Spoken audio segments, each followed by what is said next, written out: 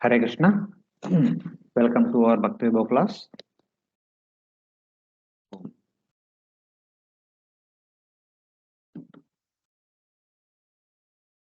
In the last week, we have just completed the first section of sixth canto, that is the Ajamila section. After that, the second section, wherein Daksha Prajapati's activities will be described in the next three chapters, chapter 4, 5, 6.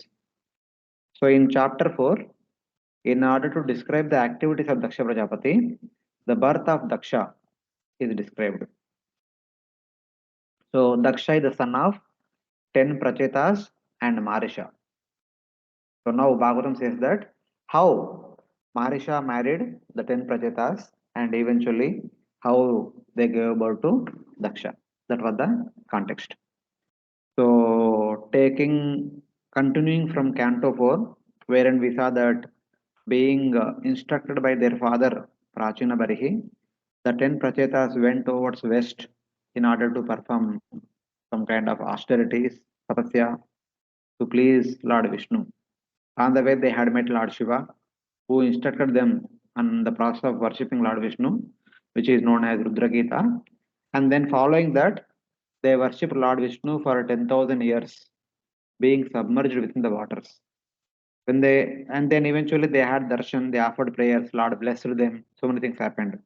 When they came out of the water, they saw the entire surface of the earth is filled with trees, because Prachinabari was also not there to rule and take care of the land, because Nardamuni came and seriously spoke to him and he told him to renounce immediately. So Prachinabari went to forest. So there was no king to take care of the kingdom properly. Since there was no one, the entire land became like abandoned, barren land, and everywhere the plants, trees are grown up.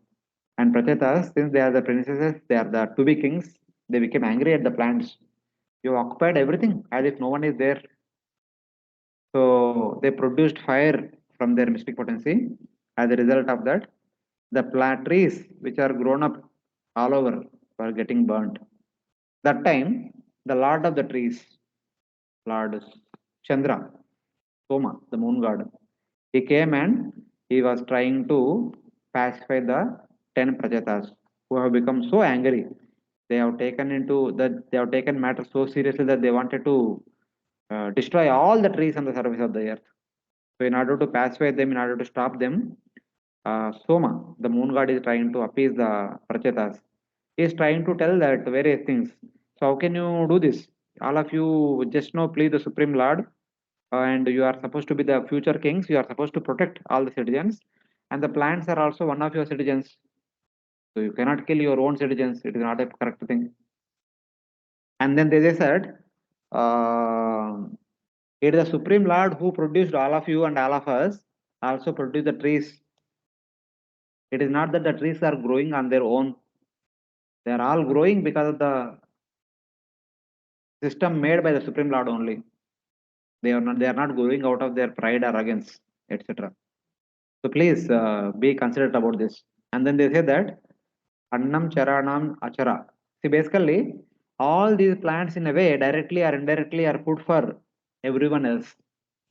Whether it is carnivorous animals or herbivorous animals, birds or beasts, for everyone, directly or indirectly, all these plants are helping them by providing them the necessary food. So you cannot, because the plants, in one sense, are the sustenance of each and every living entity. Please consider this at least, and then spare the plants. Don't burn them. Like that, he is trying to give various reasons why they should not burn the trees indiscriminately. Further, Soma will speak all the way up to text number 15. So we have discussed up to text number 9 the last week, and we'll continue with text number 10 onwards. One of you can unmute and repeat after me. Yuyam cha pitran vidishta यूयं च पित्रां Vidishta deva devena chanaga देवदेवेन चानघा प्रजा सर्गाय हि कथं प्रजासर्गा हि कथं वृक्षान् निर्गतुम् अर्हता. वृक्षान् निर्दग्धुमर्हत. O pure-hearted ones, your father Prachin Barhi and the Supreme Personality of Godhead have ordered you to generate population. Therefore, how can you burn to ashes these trees and herbs, which are needed for the maintenance of your subjects and descendants? Hmm.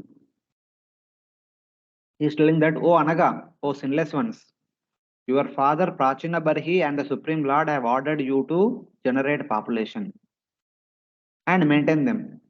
Therefore, how can you burn to ashes these trees? As a prince, as a would-be king, it is expected from you that you are supposed to maintain and protect each and every living entity and also produce the future king, a new living entity.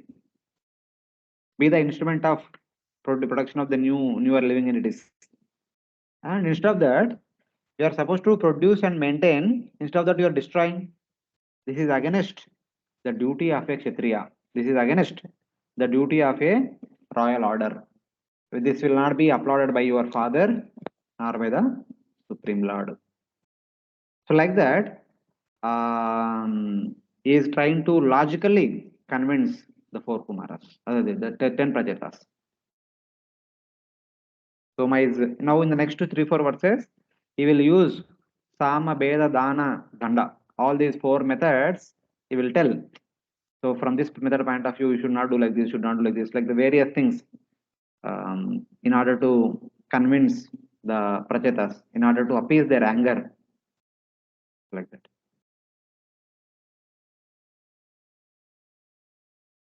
आतिष्ठत शतां मार्गम्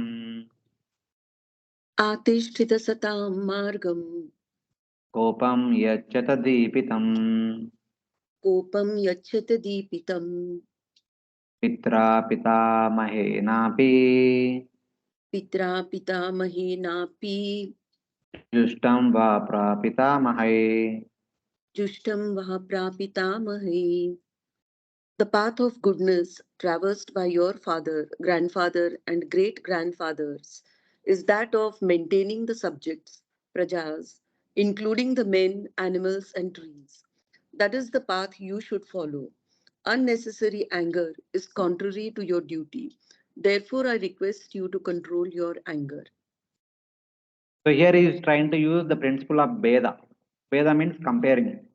Your father and forefathers, they followed peaceful nature, saintly nature, and you are going in a aggressive way. It is contrary to the lineage in which you are coming. Please cautious of this. Please follow the path traversed by your forefathers, your father, grandfather, and great grandfathers. Control your intense anger. Like that, Soma is trying to use the principle of Bheda. He trying to comparing him with them with their previous ancestors. This is called Bheda. Follow the path of patience employed by your father and ancestors. So he used it. Still, there is no change in the facial expression of the Prajatas. So then he uses another principles. So when Veda is not works, Veda does not work, he will use other things. Tokanam pitarau bandhu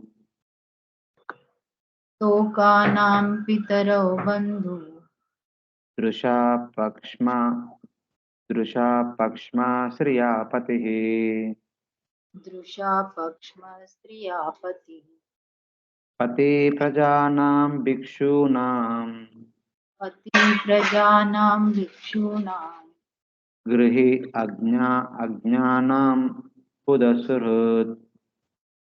gruhi ajnanam buddhasuru. As the father and mother are the friends and maintainer of their children, as the eyelid is the protector of the eye, as the husband is the maintainer and protector of women, as the householder is the maintainer and protector of beggars, and as the learned is the friend of the ignorant. So the king is the protector and giver of life to all his subjects. Mhm. The trees are also subjects of the king, and therefore they should be given protection. Yeah. Now he is going to use Sama. Like in this universe, everyone is trying to protect their dependents. The trees are your dependents. You are also supposed to protect them. The king protects the citizens just as the parents protect the children. The eyelid protects the eye. The husband protects his wife. The householder protects those who beg food. And the intelligent person protects the ignorant. Tokanam pitro. The parents protect children. Bandhuhu drusha. See, okay, Potanam Pitrao Bandhu. Drisha Pakshma. The eyelid protects the eye. The husband protects the wife. Shriya Pati. The householder protects those who beg. Prajanam Bhikshunam. Sorry. Bhikshunam Gruhi. The Gruhi means the householder takes care of the Bhikshu. The intelligent person protects the ignorant. Bhuda Ajnanam. Similarly, Pati Prajanam. The king supposed to take care of the Praja. So like that. He is giving various examples. So this is the general system established by the Lord in this world. So you should follow that. How can you go against that? You are the protectors of the population. The trees and other entities are the population. The population should be protected in all means. You must protect them. You cannot destroy them. That is against the principle. The five examples are given. Tokanam means children. Shriyapati is husband. Prajanam Pati is a king. So like that. So these are various examples. Quoting them, Soma is trying to pacify uh, the 10 prachetas.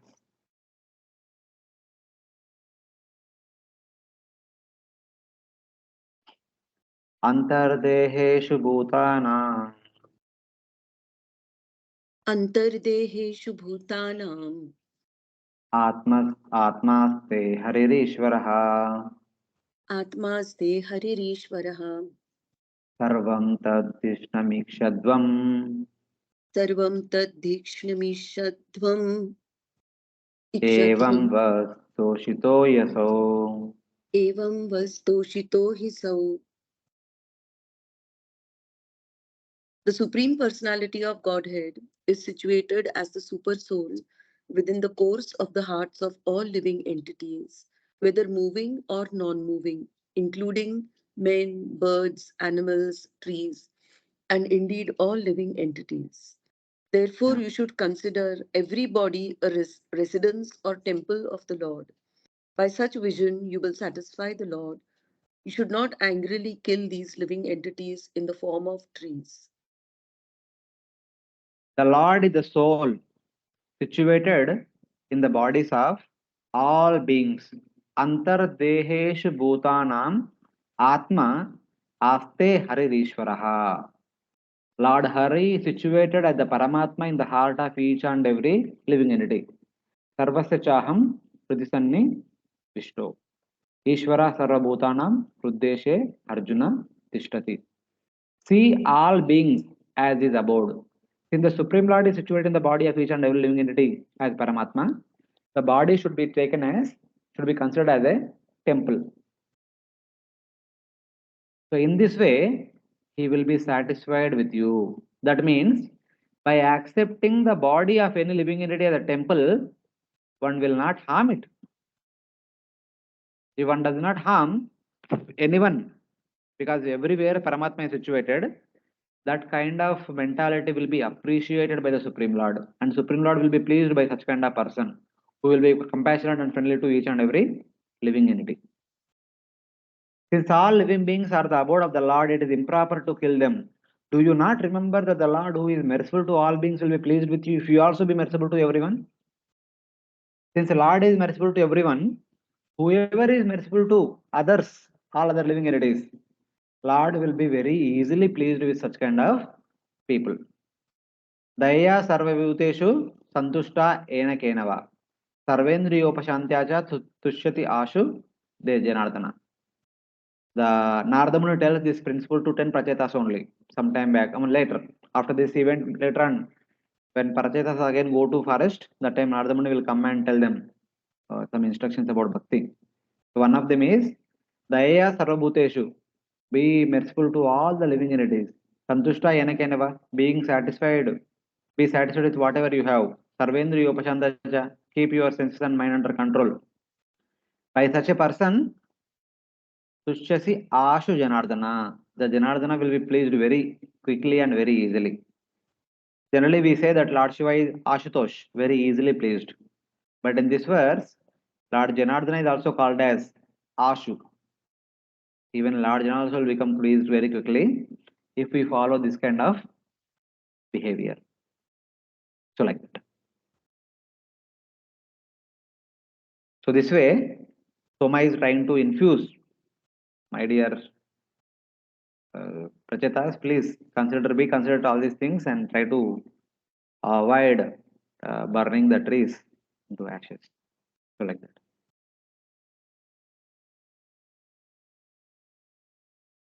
And in the last concluding two verses, so when Beda is not working, he will try to say Sama and then Dana. Ya ya samutpattitam deha या समुत्पत्तितं देह akashan manyumulbanam आकाशान्मन्युमुल्बनम् atmajijnasaya yachet आत्मजिज्ञासया यच्छेत् sagunan ativartate. सगुणानतिवर्तते.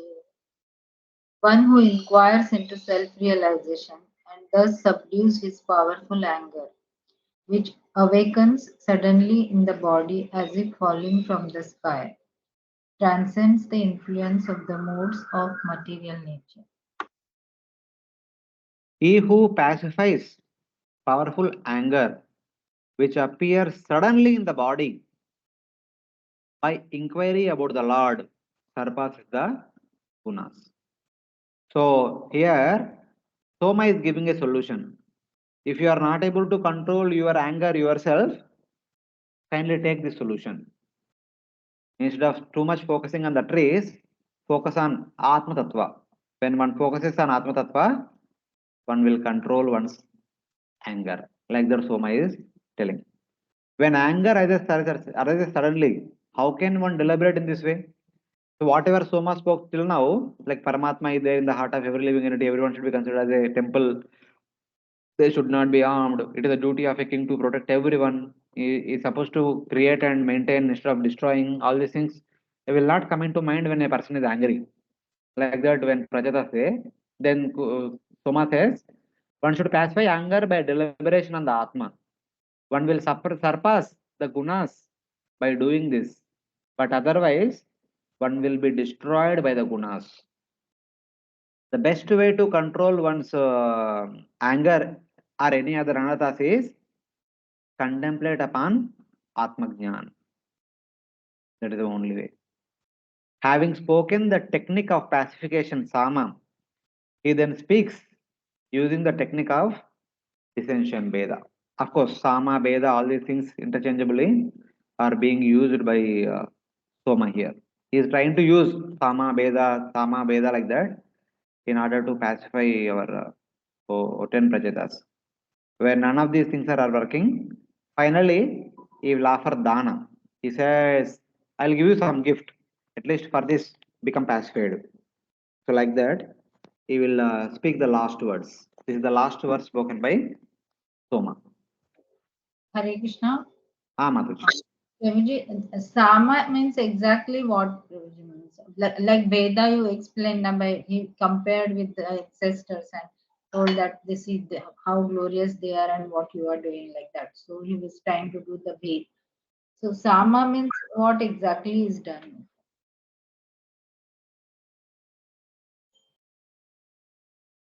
So Sama is see, Sama is a direct instruction that you should do this. This is good for you, good for everyone. Veda is the same instruction is given, giving a comparative example. Like Veda, we said, na, your forefathers were all doing this, so you should do it. You should follow in their footsteps. You cannot do opposite. Yeah. So that kind of instruction is Veda. Sama is what one is supposed to do. It is a direct instruction. You being a king, you are supposed to protect everyone. See the Supreme Lord as Paramatma in the heart of every living entity. And then, if you want to control the anger, the best solution is to think about your Atmajnan. It's like that. Veda is always comparison, giving an instruction in comparison to somebody else, and Sama is direct instruction. Okay, so in 14, means this verse 14, where they're saying that you should control your anger, that is a Sama principle. Because it This is direct. Sama. It is a direct instruction. Okay. This is it. When there is a comparison, that is Veda. Sama, Veda, and a third one is Danda, na? Sama, Veda, Dana, Danda. Third one is Dana, giving a gift. Give a gift and person becomes pacified. If that also does not work, then fourth one is Danda. Punish. Okay. Hmm. Okay. Okay. Thank you. Like in the home also, parents and children. So mother says, don't do like this.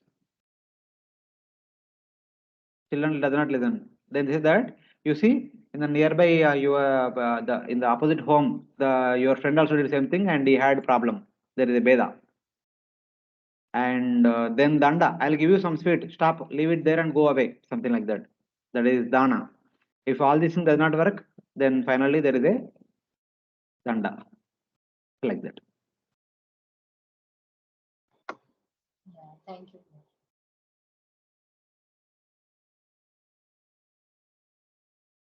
Alam Dagder Drumer Alam dagdairdhumairdinai Kilanam Shivamastuva Hilanam Shivamastu Vaham Varkshi Eshavara Kanya Varkshi Heshavara Kanyam Patni Tve Pratigriyatam. Patnitve Pratigriyatam. There is no need to burn these poor trees any longer. Let whatever trees still remain be happy. Indeed, you should also be happy. Now, here is a beautiful, well qualified girl named Marisha, who was raised by the trees as their daughter. You may accept this beautiful girl as your wife. Enough has been said about the burnt trees. Let the remaining trees stand. Accept the excellent daughter of the trees as your wife. So since they are not listening, so Moon himself made a plan. So these people does not listen, something should be done. So of course, Sama Beda Dana principle is there. In addition to that, even Dana also some gift is given. They will not be pacified, they may be pacified temporarily. If they need to be pacified permanently, the trees should be made as relatives of the Prachetas. That is what Soma is doing. So, but before that, he said something. So, whatever you have burnt, that is fine. At least whatever trees are remaining, spare them. Don't burn them. Afterwards, Dana principle comes into picture. Having seen that Beda did not pacify their anger, he then uses Dana, giving gifts. She was considered the daughter of the trees because she was raised by the trees. So there was a story about this. So the story is there in the fourth canto. Previously, it was told. Um, there, when Lord Vishnu, with being pleased with the 10 Prajatas, when Lord Vishnu appeared, That time Lord Vishnu himself tells to 10 Prachetas, "Oh, my dear sons of the king, O Prachetas, a lotus-eyed daughter was born to the heavenly woman Pramlocha by the great sage Kandu. The trees accepted her after Pramlocha gave her up." This was the verse. So what is the story? For a long time, the sage Kandu enjoyed with Pramlocha, who was sent by Indra to break his austerity. So Kandu was performing tapasya. Indra sent Pramlocha and Apsara. So Kandu was attracted to Pramlocha. They are united, and then eventually she gave birth to a child. But these are the heavenly ladies. They don't keep children with them. After child is born, she left behind the child and she went back. And Kandu is a sage. He also does not keep children. So he also left the child in the forest and left. So both of them went in both the directions. She returned to Swarga and Kandu returned to forest. So child is crying in the forest. There is no one to take care of her. Soma, the king of the trees, being compassionate, placed his forefinger, which poured with the nectar into the mouth of the child, who was crying because of hunger. So mother is not there, father is not there. The child is left alone in the wilderness. Soma came there and he has put his forefinger in the mouth of the child, and that acted as a milk giving source. From the forefinger of Soma, the child got enough amount of milk. And this milk is not ordinary milk, this is heavenly milk and Soma Rasa kind of thing. And the child was nourished very, what we can say, very perfectly, she was nourished. So, in one sense, Soma became the child's mother as well as father. So then, eventually, how long Soma will be there? As soon as the girl became little bit grown up, when there is no need of milk at that time, Soma requested all the plants to take care of the girl. Plants said, "Okay, my dear Lord, will take care." So like that they agreed. "Ordered by your father to beget children, who is obedient to me to produce progeny, please go to that place and marry this beautiful young woman without delay." This Lord is speaking. The Lord told that, "My dear Prajatas, you all come to forest to perform austerities because your father ordered you to perform austerities eventually to get married and beget children to continue the legacy. So I am telling, in order to fulfill that desire of your father, please marry the same girl who was the daughter of Sage Kandu and Upper Sapsara Pramlocha, and who was protected and nourished by Soma and took care by the trees. Because the trees took care, now she is considered as the daughter of the trees. So accept her in marriage. You have been ordered by your father, who is obedient to me. Go there and marry her. This slender waisted girl, fully surrendered, with qualities and conduct similar to yours, should be the wife of all of you. Lord Vishnu himself is telling, she should be the wife of all of you.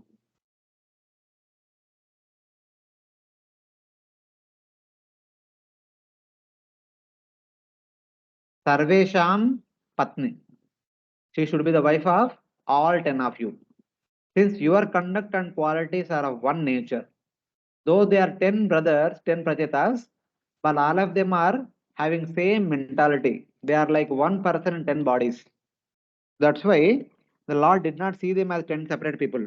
Lord saw them as one person only. That's why Lord told, all of you are of same mentality people. Aprutak dharma. Prutak means different, different. Aprutak means not different. They all have same mentality and same personality, same behavior. So they are as good as one person. So Lord said, you marry only one girl. All of you are one person like only. So she also of similar nature. So please marry her. So like that, Lord tells the Prachetas. How can all of us marry one girl? They might ask, or they ask the Lord. Lord says that your qualities and conduct are one. Though you are many, but you are all like one only. This is my blessing, and there is no contamination in this. This is my blessing. I am approving it. You marry her. And thus all faults visible and invisible are mitigated because your marriage will be based on my blessings. So Lord himself ordained the marriage of 10 prachetas with that one girl. So her name is, I suppose, Marisha. Maybe next verse it will be coming. So like that. So these are the words spoken by Soma. Hare Krishna. Ah, Prabhuji, like when after their austerities were over, when Lord gave them darshan, that time only Lord has said this. Lord, that time only Lord told. Okay, so While blessing them, Lord told them. means before they burned the trees, before even that Lord has told had Ah, told them, and then yes, Soma yes. actually executed the what Lord had said, like that. Yes, perfect. What Lord has ordained, Soma is doing it. Okay, Soma okay, is acting as the what we can say, the priest kind of thing, the one who is setting up the marriage. okay. Hmm. And Prabhuji, one more thing, even though I know that this is not the main subject of what we are discussing, like because in fourth canto also when we were discussing, I was having this in mind that like here when we say that father and mother or parents have the responsibility to raise the children, and if they don't do so, that Hmm. will be the sinful act, right? So, Hmm. like here we see that like the exalted sage like Kandumuni and the Pramalocha, she is the Apsara. So, means after it has been mentioned clearly that they enjoyed for a while, and after the child is born, they how can they just leave it? Like, do they also get some reaction with such behavior, or it is because they are exalted beings, they don't incur any sin. They don't incur any sin because they are exalted, as well as they are not supposed to. They are not meant for all these things. These rules all are meant for human beings. Apsaras, especially in Devaloka, they don't go through all these difficulties. I mean, one way we may not say difficulty, it is a pleasure taking care of children and all. But from external point of view, if you see, in the Devaloka, what happens when male and female come together? Within a muhurta, the child is born. In another muhurta, the child becomes 16 years old. That means there is no trouble of carrying the baby in the womb for 9 months and taking care of the baby day after day, year after year for so many years till the time the baby grows up and can start doing things on her own or on his own. So such kind of things are not at all there in the Swarga, and they are not familiar also. These people don't know also how to take care of the children because they never took care of the children. Okay. Yeah. And But also, here, yeah. here the condition is that here Indra did not send Pramlocha to go and beget children. Indra told that go and disturb the sage. That was her duty. She came and disturbed the sage. Okay. So whatever is the outcome, they are not responsible for that. They are not responsible. And also, as you rightly explained, that they are not used to raise the children, so they don't know Hmm. also. And in previous time, somewhere we had discussed na Prabhuji also that they get children at in the last year of their life, like that Hmm. something we had discussed. So means okay, they are not exposed to only this kind of a thing. Yeah. Right. No, those who go to heaven by performing some pious activities, they get chill in the last year. But Oh, Apsaras are the permanent residents. That condition is not for the Apsaras. okay. Hmm. Means in heaven there are certain beings who are the permanent residents of heaven, Permanent and means one manvantra. Their lifespan is one manvantra. Fixed lifespan. okay, okay, like that. Prabhuji, yeah, I had regarding the past thing, na Manvantara, I had one doubt, but maybe I'll ask later. Yeah, we'll continue with this. In one sense, Prablocha is not responsible to take care of the child, but in one other way, the sage is supposed to take the responsibility because it is a sage decision to come close to the Pramlocha and all. So in But since he is a sage, he does not want to begin a grasti jivan and then stuck up there. So somehow or other, because circumstances, he was succumbed to her attractions. But later on, he realized that he actually fall prey to her beauty. So then, out of regret, he went to the forest. But he knew, but like, he had complete faith that it is not that I have to maintain. It is the Supreme Lord who will maintain everyone. If I don't maintain, like no one will take care like that. So from that point of view, since he is in knowledge, he did not give up the child because um, uh, he does not want to take responsibility, but he is in knowledge that Lord will make the arrangement for the child maintenance. So event. Even in there is one more story also in Mahabharata. Like Vishwamitra was also performing tapasya, severe tapasya. Indra sent Menaka, and through Vishwamitra, Menaka gave birth to a child. So Menaka gave birth to child and went back to Sarga. So Vishwamitra realized I made a mistake. He went to forest, and the child, uh, famous child, he was very Daman, famous. Not the main thing. Shakuntala. Shakundala, yeah. Ah. And that child was carried by the birds. She was in the forest, in the wilderness. She was crying. Some birds came, and the birds carried the child and took the child to Kanvamuni ashram. Since Kanvamuni was running a Gurukul, in the Gurukul everyone was there. Matlab, ladies were there, kids were there, gents were there.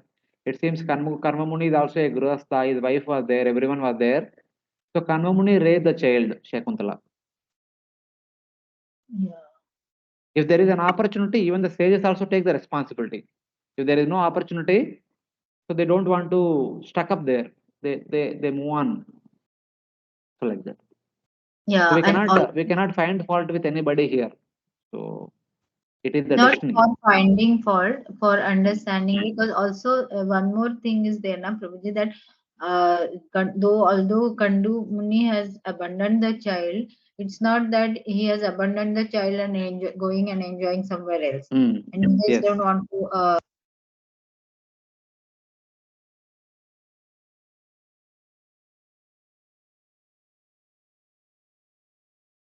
Hare Krishna. Sri Krishna just got cut off, Madhvi Mataji. Hare Krishna. Yeah.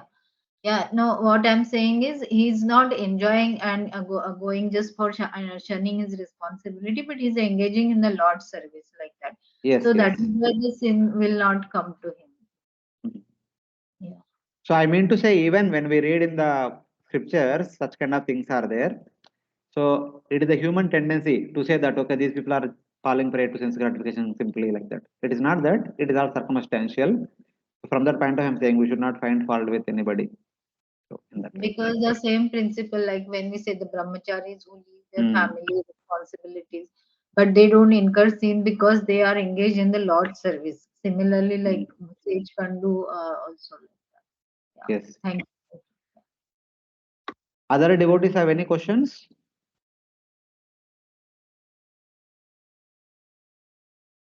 No, no, Prabhuji. No, Prabhuji. Uh, okay, we'll continue. Iti amantrevararoham.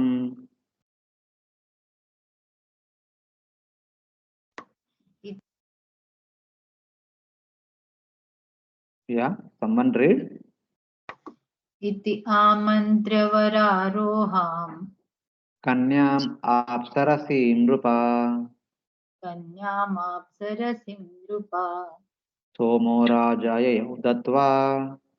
सोमो राजाययो दत्त्वा Te dharme no papaye mire. ते धर्मेणोपयेमिरे.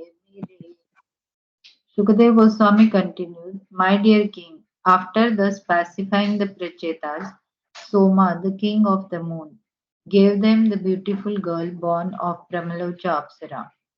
The Prachetas all received Pramalocha's daughter, who had high, very beautiful hips, and married her according to the religious system.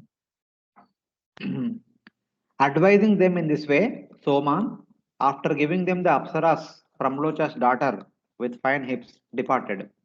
They married her according to religious principles. Te bestasyam samabhavet.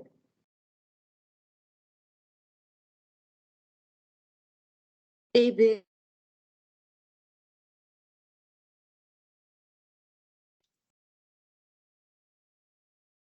Daksha pracheta sakila. Daksha Prachetasah Kil Yasya praja visargena. Yasya Praja Visargena Loka apuritastraya. Loka Apuritastrayah. In the womb of that girl, the Prachetas all begot a son named Daksha, who filled the three worlds with living entities. Yeah. In the womb of that girl, Daksha was born to the Prachetas. He filled the three worlds with different variety of living entity. Being in the dynasty of Swayambhuva Manu, Daksha was born during his first Manvantara. But creation of the progeny by Daksha took place, however, during Chakshusha Manvantara.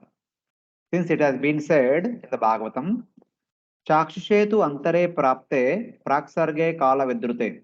Ya sasarja praja ishta sadaksho daiva chodita. His previous body had been destroyed, but he, the same Daksha, inspired by the supreme will, created all desired living entities in Chakshusha Manvantara. This is again told in the fourth canto. It should be understood that for 5 Manvantara periods, from the middle of the first Manvantara to middle of the sixth Manvantara, Daksha performed austerities to regain his powers and position in order to carry out the creation during Chakshusha Manvantara. Though Daksha was born as the son of Prachetas during the first Manvantara, after Prachetas ruled for some time, they told Daksha to become king and they went to Vanaprastha order. Daksha did not become king. The Daksha, in order to gain previous power and position, he went to perform austerities. And he performed austerities for 5 long Manvantara periods.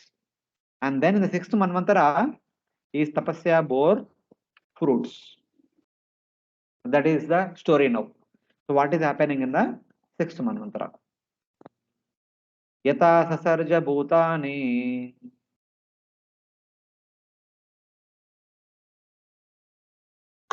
यथा ससर्ज भूतानि daksho duhitruvastala दक्षो दुहितृवत्सला retasa manasah chaiva रेतसा मनसा चैव tan mama vahita srunu. तन्ममावहिता शृणु.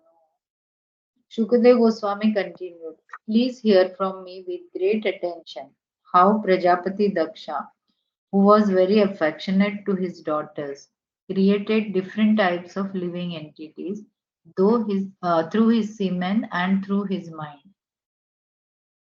Please hear from me with great attention how Prajapati Daksha, who was very affectionate to his daughters, created the living entities through his semen and through his mind. He was affectionate to his daughters. It is understood that he did not have sons. Though he had sons, the sons did not stay with him. Later on, we see in the next chapter, fifth chapter, he begets 10,000 and 1,000 sons, but none of them stayed with him. That's why he said, Duhitrvasala. He only had daughters and is very affectionate to his daughters. Like that. Hare Krishna, Prabhuji, Ah. his daughters were in Swayambhu Manvantara. Like he had No. In the Swayambhu Manvantara also, in the Swargaloka, when Daksha was Prajapati, he had 16 daughters. 1-6. Yeah. Out of 16, 13 were given in marriage to Dharma, and one was given to Agni, one was given to Pitrudevatas, one was given to Lord Shiva. That was Sati. So that time Daksha performed Daksha Yajna. Lord Shiva was not invited. Parvati, Sati went there. Daksha did not welcome her. Sati left her body. Shiva became angry, produced to Virabhadra. Virabhadra went and cut off Daksha's head. The head was thrown into Yajna, that was burnt. But later on, all the devatas go to Brahma. Brahma goes to Lord Shiva. Lord Shiva comes and revives Daksha by joining him with a goat head. After some time, Daksha gave up his body. Then he was born as the son of 10 Prachetas. So now he has been born as a Kshatriya in the Bhuloka. Previously he was in Swargaloka. So he does not want to continue as a Bhuloka resident. He wants to become the Swargaloka resident. For that he was performing tapasya for 5 Manvantara time periods. And then there was a pralaya in the middle of 6th Manvantara, which Lord Matsya told Satyavata, King Satyavata. After that pralaya, when everything was destroyed and Brahma was looking around, then he saw Daksha was still performing tapasya from Swayambhu Manvantara. So Brahma came to Daksha and told, "My dear son, please get up, and I'll give you all the powers, and I'll make you the Prajapati. So now you are Sargaloka resident. Please create progeny, create a different variety of living entities, and populate all the lokas which are destroyed. Bhuloka, Bhurloka, Swargaloka, Atala, Vitala, Sutala, Talatala, Mahatala, Rasatala, Patala. All the 10 lokas were completely destroyed by Pralaya. So now Daksha had to populate all of them. So that was the story. Yeah, Prabhuji, that we discussed, but like when everything was destroyed, where was Daksha performing the tapasya for six? Maybe in Maharloka or somewhere at that side, he might be doing tapasya. Okay, so although he was being born as a resident of Bhuloka, means as the son of Prajapati, still they had the powers that time that they could go to Maharloka and do the tapasya. Because he was performing tapasya from Swayambhu Manvantara to Chakshusha Manvantara. Na? So this long he performed all tapasya. By now he must have been full of powers. Okay, so he must have got He raised could. there. Like, When Pralaya came, he must have shifted himself to Maharloka, a safety place. okay. And Prabhuji, in other Manvantaras, means in between 5 Manvantaras, there must have been some other Prajapati, no, Prabhuji? So Prajapatis are always there. They are there like Okay. all the sages are there, Prajapati, but they don't beget children always. No, Once they means beget, and their children, the lineage will continue generation after generation. yeah, because this Manvantara period will last for 71 point something Chaturyuga, na Prabhuji. So till Okay. so means Daksha started performing austerities in the middle of the Swayambhu Manvantara. So when Swayambhu Okay. Manvantara ended and second Manvantara started, that time also after the pralaya is over, there must have been the need to populate the all the planet, all the I'm locals. not sure whether there would be a pralaya at that time. It is not that every Manvantara end there is a pralaya. Okay. The So pralaya what will be I at the end of Brahma's day. Okay. So what I mean is Prajapati is also like a post. Means even though Daksha was performing austerity in other Manvantara, some other person being a Prajapati could have populated. Is like that. Is it the Not right? like that, not like that, not like that. These Prajapatis, Daksha, Pulaha, Kratu, Vashishta, these are all born at the beginning of Brahma's day only. And they live either for the entire day of Brahma or the entire lifespan of Brahma. It is not that every Manvantara they have to populate. See, population means it is not that regular recurring thing. It is only one time only. Oh, so after You okay, beget children and they beget children and they beget children and they beget children. The legacy will continue like that. okay. So means even after Manvantara, if even if there is some pralaya, not that everything will get destroyed like that. No, no, no, no. Okay, some of the species and things will be there, and from that No, again the even I'm not sure whether there will be a pralaya also after Manvantara. because somewhere I had read Prabhuji that after Manvantara there is Anshik Pralaya like that. Yeah, maybe if it is there also, somebody will do the needful. But at this Okay. time, this point of time, it was like this is like too much pralaya. The 10 lokas are completely wiped off. No one was Oh, there. So okay. Brahma was aghast. So Brahma requested Daksha. Either Brahma supposed to do himself or he can give the responsibility to some of the trustworthy people. So Brahma requested Daksha to do it. Okay. So it is like that. Yeah. Understood. Thank you. So now Brahma, I mean not Brahma, Daksha married a new girl. The previous wife must have been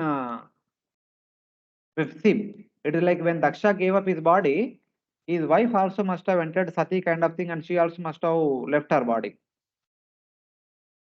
So from that point of view, so now Daksha is born again, and he will marry another girl, and he will continue his life. So like that.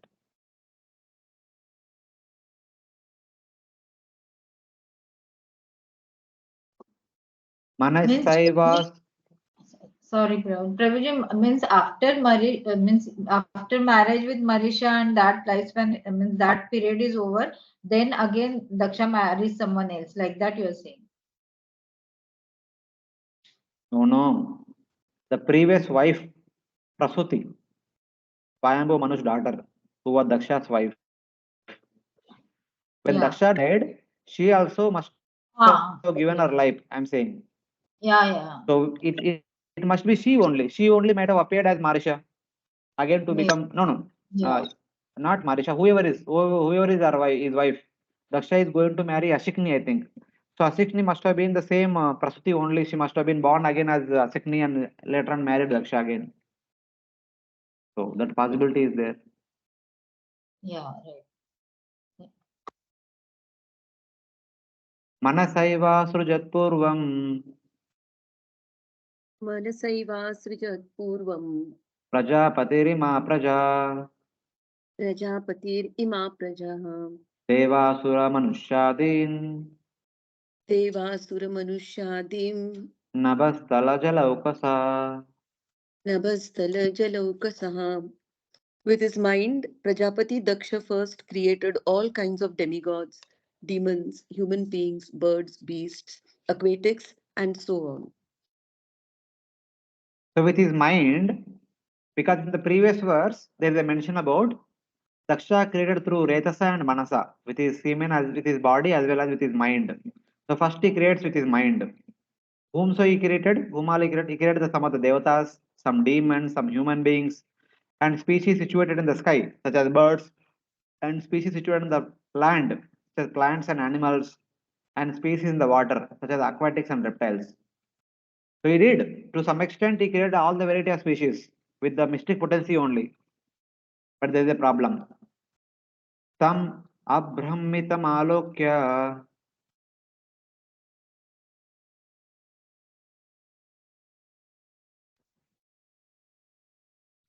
Tam Tamabruhitama Alokya Praja sargam prajapatihi. Praja Sargam Prajapati Vindyapadan upavajasso Vindyapadan Upavrajassu achirad dushkaram tapaha. Acharad Dushkaram Tapa. But when Prajapati Daksha saw that he was not properly generating all kinds of living entities, he approached a mountain near the Vindhya mountain range and there he executed very difficult austerities. So though he was creating through his mystic potency, but creation is not going as per his expectation. So Daksha was unhappy because of that. Then, when Daksha saw that the population was not increasing, he went to the foothills of Vindhya mountain range, and there he executed difficult austerities. Tat Tatragamarashanam nama तत्रा तत्रागमर्षणं नाम Tirtham Papaharam Param तीर्थं पापहरं परम् Upasprushyanusavanam उपस्पृशानुसवनं Tapas Tapasa Toshayad Harim. तपसा तोषयद् हरिम्. Near that mountain was a very holy place named Aghamarshana. There, Prajapati Daksha executed ritualistic ceremonies and satisfied the Supreme Personality of Godhead, Hari, by engaging in great austerities to please him. Performing Achamana with the waters of the excellent holy place named Agamarchana, which destroys all kinds of sins, Daksha satisfies the Supreme Lord by regularly engaging in great tapasya. Astau says Hamsa Guhyena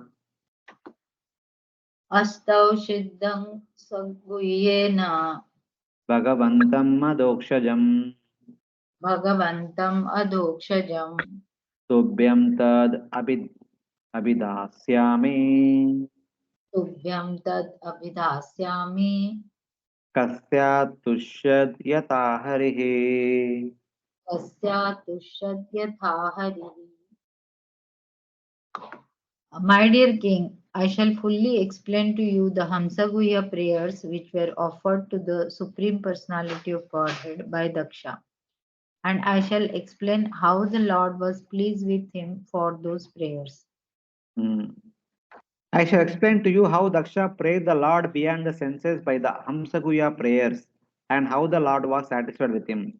So basically, in the fourth canto, if you remember, Narada Muni gave a mantra to Dhruva, Om Namo Bhagavate Vasudevaya, and Narada Muni also gave a process of making a deity, offering water is available in the forest, worshipping the deity, and also performing meditation. Same way here, Daksha also, he was performing meditation while chanting Hamsaguya prayers. There is a prayer known as Hamsaguya prayers, which are meant for the glorification of Lord Hamsa. And these prayers were composed by somebody else. These are not Daksha's prayers. He had learnt these prayers and he was reciting all these prayers while he was meditating on the Supreme Lord. Whatever time he was doing this tapasya, that long he was chanting these Hamsaguya prayers. So the Hamsaguya prayers are given in this section starting from text number 23 to 34. That means about 12 verses. So these 12 verses are highly philosophical and Daksha was chanting these 12 verses regularly while performing his meditation. Hare Krishna, any questions till now from any devotees? No Hare question. Krishna. Prabhuji, in 21st verse, it is mentioned that near that place called Agamarshana, the Prajapati executed ritualistic ceremonies, means some kind of yagyas or something he performed like that. He might And he have also, yajna also, deity worship also, and tapasya also. Like they can do everything, whatever is works. okay, Hmm. okay, Prabhu. Thank you.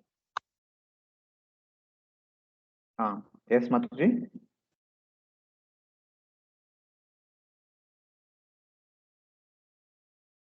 Okay. If there are no questions from other devotees, we'll go ahead. Sri Prajapati Ruvacha Sri Prajapatir Uvacha Nama Paraya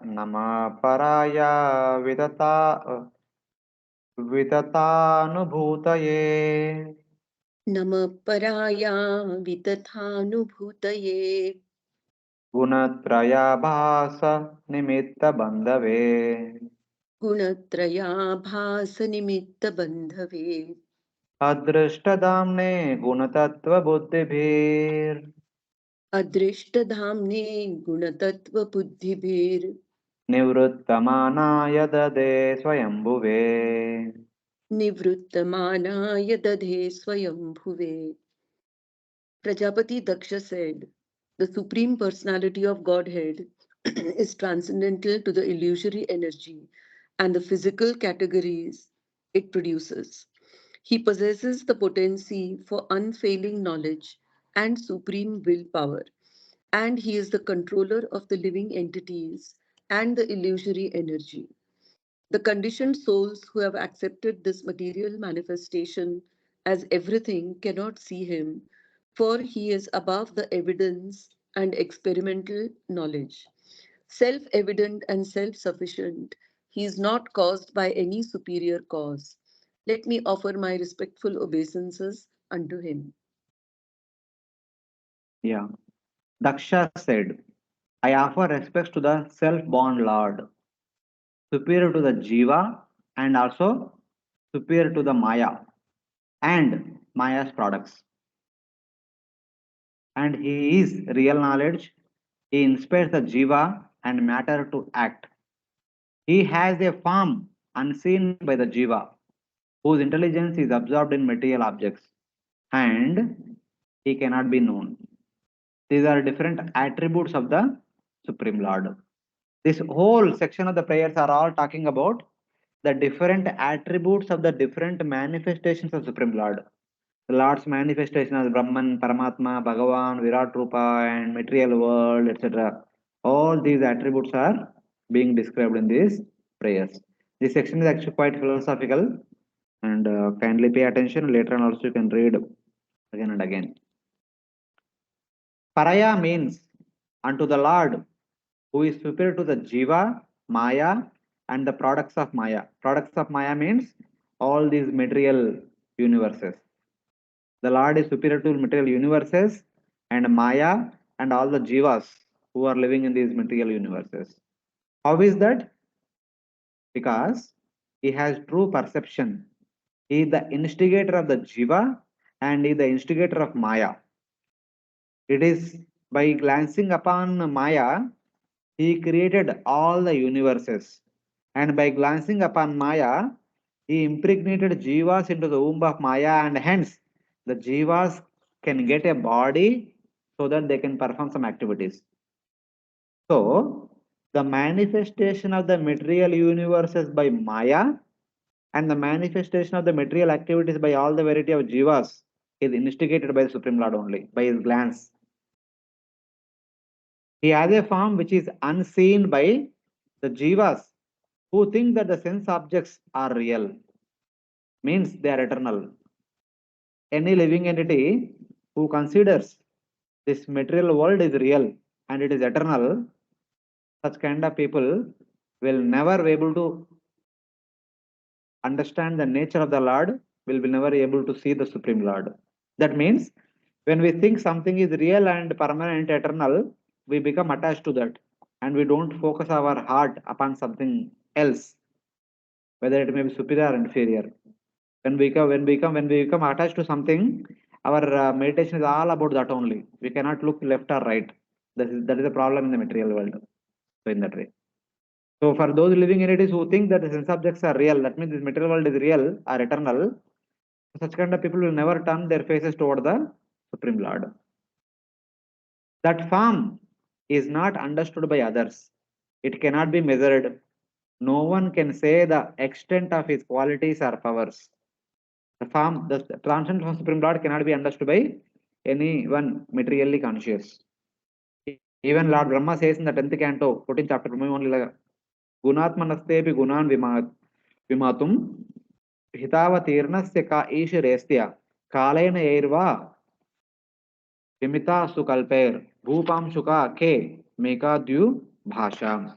It says that in this verse, Brahma is saying that even though a scientifically minded person able to do so many things, what all he can do, he might be able to count all the dust particles of the earth and all the particles of the snow, even all the shining molecules radiating from the sun.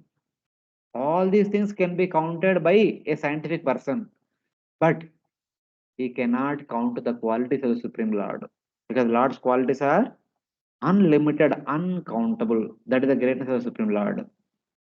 So, like that, Brahma also says, Nivritta Manava means to the Lord whom no one can know. Nivritta Manava.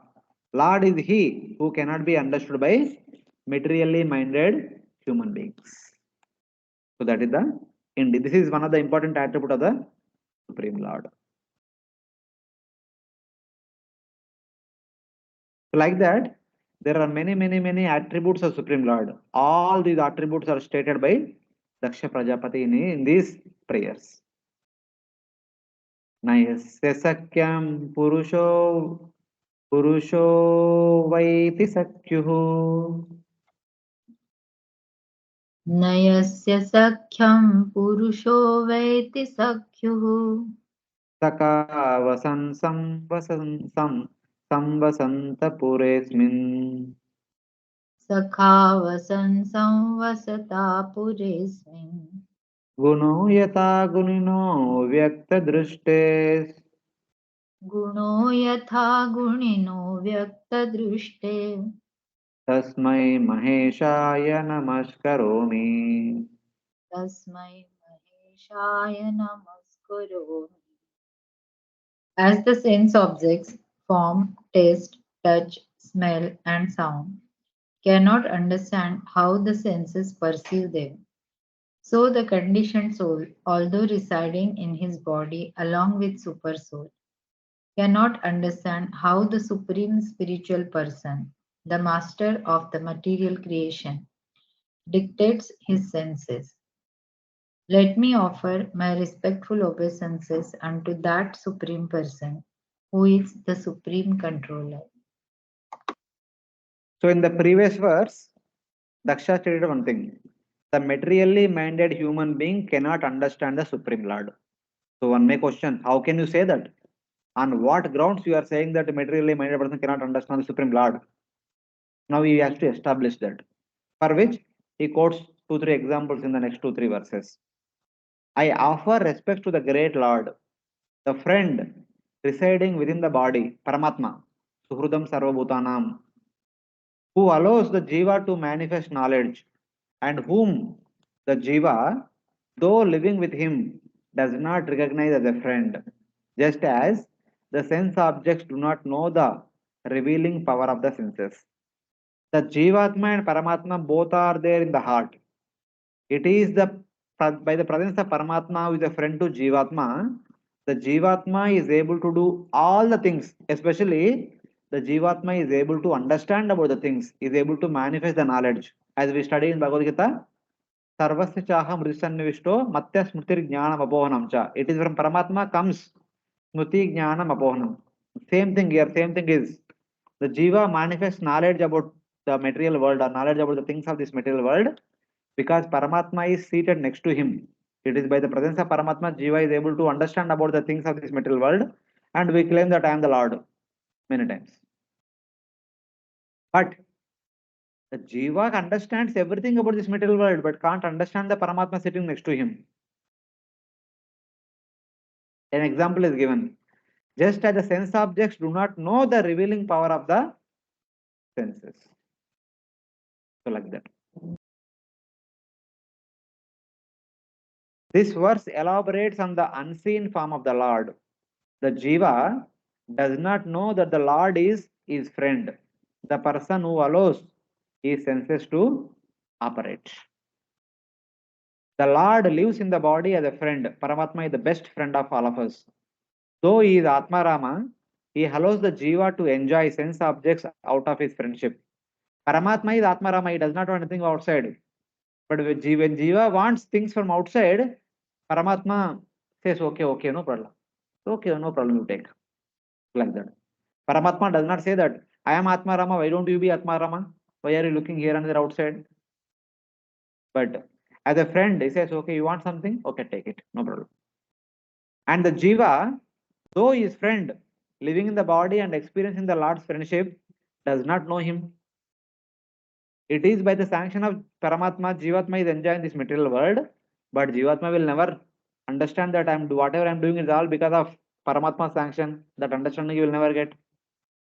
The Lord reveals knowledge of sense objects to the Jiva through manifesting his intelligence and senses. So it is like, how are we able to enjoy this material world? Because when the senses are empowered by Paramatma, we experience the happiness of the sense objects. When the tongue is proper, then only we can taste the prasadam. When the eyes are proper, then only we can see the things of this world. But it is only by the mercy of the Lord, the tongue is proper, eyes are proper, ears are proper, skin is proper, everything is proper, only by the mercy of the Lord. So it is by the Lord's mercy the senses are functioning and senses are experiencing the sense objects. So like that. So the understanding is that the senses are experiencing sense objects, but the sense objects does not know anything about the senses. They are simply being enjoyed. Similarly, the Jiva is enjoying everything in this material world by the sanction of Supreme Lord. But the Jiva himself does not understand the sanctioner. Just like the enjoyed cannot understand the enjoyer. Like that. Then it refers to the Jiva by whom the knowledge is revealed. It is like the sense objects which do not know the senses' ability to reveal sweetness and other qualities of the sense objects. So it is like that. So the understanding is like a master is there, a servant is there. If a servant is surrendered to the master can tell the servant to do something. The servant does not know what he is doing and why he is doing. Since he is simply following the master, a wonderful activity will be done, because master knows what is being done by the servant. Servant may not understand what is the intention of the master, but he simply is surrendered to the master. Same way, the jiva being sanctioned by the master is engaging in this material world and doing so many things. But we fail to recognize the master. We cannot understand the potency of master that is empowering us to do all these things. So like that. So this is how the one another attribute of the Lord is that He is giving us everything and He remains unnoticed. That is another attribute of the Supreme Lord. Hare Krishna. Ah, Prabhuji, just go to the previous slide now. Prabhuji, this translation now, what is the meaning of just as the sense objects do not know the revealing power of the senses? Means what? See, now with our eyes, see, there is a sense object in front of me. The sense object in front of me is the laptop. With my eyes, I am seeing the laptop and I understand that there is object called laptop is in front of me. Does the laptop will ever understand that in front of me there is a human being sitting? No. So like that. Actually, this is a recurring understanding. So my eyes are seeing the laptop, and my eyes are able to see because I am there in this body, and I am requesting my eyes to see something because I am empowered by the Paramatma. Okay. So basically, the superior thing is able to understand the inferior thing and is able to empower the inferior thing, but the inferior thing cannot understand the superior thing. So it is like that. Okay, because the sense objects are also not the living thing, na Prabhuji. Ah, That is why they are inferior, like they hmm. are upper So apparity. that's why I gave the example of the master and servant. Servant does not know, he has no knowledge, and master tells do this, do this. Servant does it. Servant does not understand what is in the mind of the master, but he simply follow the instruction. It's like that. Okay, okay, thank you.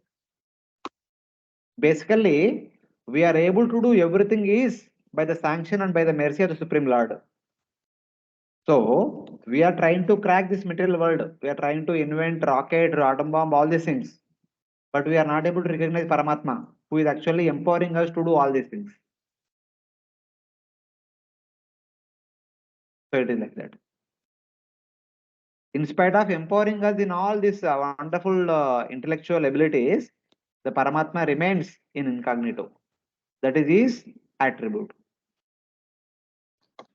So it is a kind of a thing like means sense object does not understand the doer senses which are active and the senses and the possessor of the senses Jivatma does not understand the super soul Paramatma who is Yes, yes. allowing the sanctioning the thing.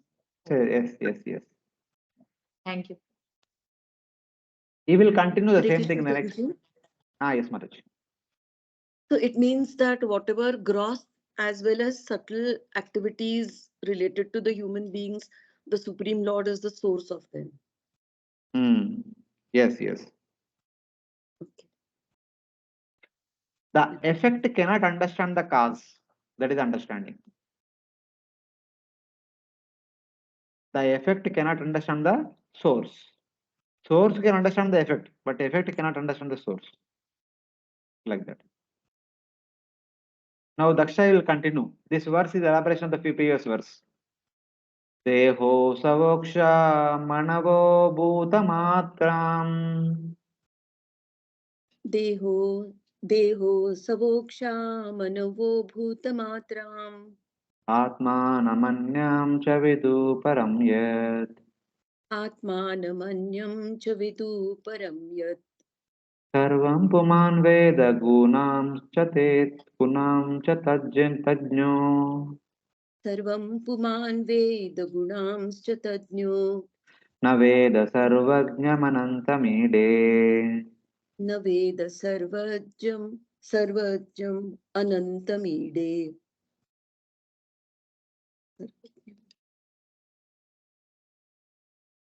Because they are because they are only matter, the body, the life airs, the external and internal senses, the five gross elements and the subtle sense objects, form, taste, smell, sound, and touch, cannot know their own nature and nature of the other senses or the nature of their controllers. But the living being, because of his spiritual nature, can know his body, the life airs, the senses, the elements, and the sense objects. And he can also know the three qualities that form their roots. Nevertheless, although the living being is completely aware of them, he is unable to see the Supreme Being, who is omniscient and unlimited. I therefore offer my respectful obeisances unto him. The body, the life airs, the senses, the internal senses, manbuddhi, ahankara, the gross elements, and the sense objects do not know themselves or other things are the jiva. But on the other hand, the jiva knows all these items and the gunas which cause them. He also can know the Paramatma, but does not really know the omniscient Lord. I worship that Lord with infinite qualities. So basically, our body is made up of 24 material elements. If you keep the 24 material elements separately, individually, this is mind, this is intelligence, this is ankara, this is earth, water, fire, ether, like that, all the elements only keep them. Can the element interact with other elements? Can they understand about other elements? Do they have any conscious ability to know about others? No. But when all the elements are combined together, they are formed as a body, and the Jivatma is situated in that. Jivatma can know, okay, this is my mind, this is my intelligence, these are my eyes, these are my legs, these are my hands, this is my skin, this is my mouth. Like that, the Jivatma can understand the existence of all the 24 elements in his body. But the elements per se cannot understand about each other and cannot understand the Jivatma. And the Jivatma, at the basic level, a material minded Jivatma can know everything in this material world, but not the Supreme Lord. And then Daksha says that, but a purified Jivatma can know the Brahman and Paramatma, but cannot understand Bhagavan that easily. Understanding of Brahman and Paramatma may be possible to somewhat purified Jivatma, but understanding and realization of Bhagavan is not that easy. It is very, very, very difficult. That he states now in 25th verse, and in 26th and 27 verses he talks about the what kind of realization one has about Brahman and Paramatma, and later in 28th verse he talks about what kind of realization one will have about Bhagavan and when one will have the realization of Bhagavan. So like that he will elaborate in the upcoming verses. The sense objects cannot know since they are material, but the jiva is conscious. Why does the jiva does not know the Lord? Somebody may say, sense objects are dull, they don't know. But Jiva is conscious, he should know the Lord. Why not? Why he does not know? Though the Jiva is conscious, he is unconscious of the Lord. Because Jiva is material minded. The body, the life airs in the body, the senses and the internal senses, the five gross elements and the sense objects do not know their own form or the form of other things, or the form of the Jiva different from all other Atmas. The Jiva, however, because it is conscious, knows everything. Jiva knows the self, Jiva knows the body, Jiva knows the guna, three gunas of the matter, which are the root of all these items. In the liberated state, the Jiva also knows Brahman and Paramatma. But the Jiva does not know the Supreme Lord. So, like that, the verse is said. Then the question is, but you said the Jiva knows the Paramatma. Why do you say he does not know the Lord? The answer is he does not know because the Lord's spiritual qualities are unlimited. Brahman has no qualities. Easy to know. Paramatma may be having little bit qualities, is it no? But Bhagavan has unlimited qualities. So who will know unlimited qualities? It's very difficult. Like that, one cannot understand Bhagavan. That is how it is indicated. Of the three features of absolute truth, one, a purified soul may understand Brahman and Paramatma easily, but understanding of Bhagavan in completely not that easy. So why will come later in one of the future verses. The Daksha only will tell why it is so. You said that the person who knows him does not know him. So, matlab, who knows Brahman but does not know Bhagavan. In that matter, there are two types of known objects, that which is easily understood and that which is difficult to understand. This verse will speak the impersonal form of the Lord, which is easily understood. So, 1 2 verses 26 27 talks about the Brahman, which is easily understood, and 28th verse, I suppose, will speak about Bhagavan, which is difficult to understand. So, it is like that. The Bhagavan only who had all these qualities, generally by a material minded person is not understood. But a spiritual minded person can easily understand Brahman Paramatma, but not so Bhagavan. Why will be explained in the coming verses. यदोपरामो मनसो नाम रूपा यदोपरामो मनसो नाम रूपा रूपस्य दृष्टा स्मृति संप्रमोषात् रूपस्य दृष्टा स्मृतिसम्भ्रमोषात् य ईयते केवलया स्वसंस्थया ययीयते केवलया स्वसंस्थया हंसाय तस्मै शुचिसद्मने नमः. हंसाय तस्मै शुचिसद्मने नमः. When one's consciousness is completely purified of the contamination of material existence, gross and subtle, without being agitated as in the working and dreaming states, and when the mind is not dissolved as in sushupti, deep sleep, one comes to the platform of trance. Then one's material vision and the memories of the mind, which manifest name and form, are vanquished. Only in such a trance is the Supreme Personality of Godhead revealed. Thus, let us offer our respectful obeisances unto the Supreme Personality of Godhead, who is seen in that uncontaminated transcendental state. I offer respect to the pure Lord, perceived by the pure mind, who is perceived as impersonal Brahman. When the mind which defines names and forms enters samadhi. When one understands and realizes Brahman, only when the mind enters into samadhi. Otherwise, mind contemplates about these material objects only. When mind stops contemplating about material objects, when mind enters into samadhi, then mind can focus on Brahman. It's like that. Because of the complete destruction of seeing and remembering material objects. Because when mind is not focusing on the material objects, material forms, it can focus on spiritual objects and spiritual forms. That is where the mind focuses on Brahman at the level of Samadhi.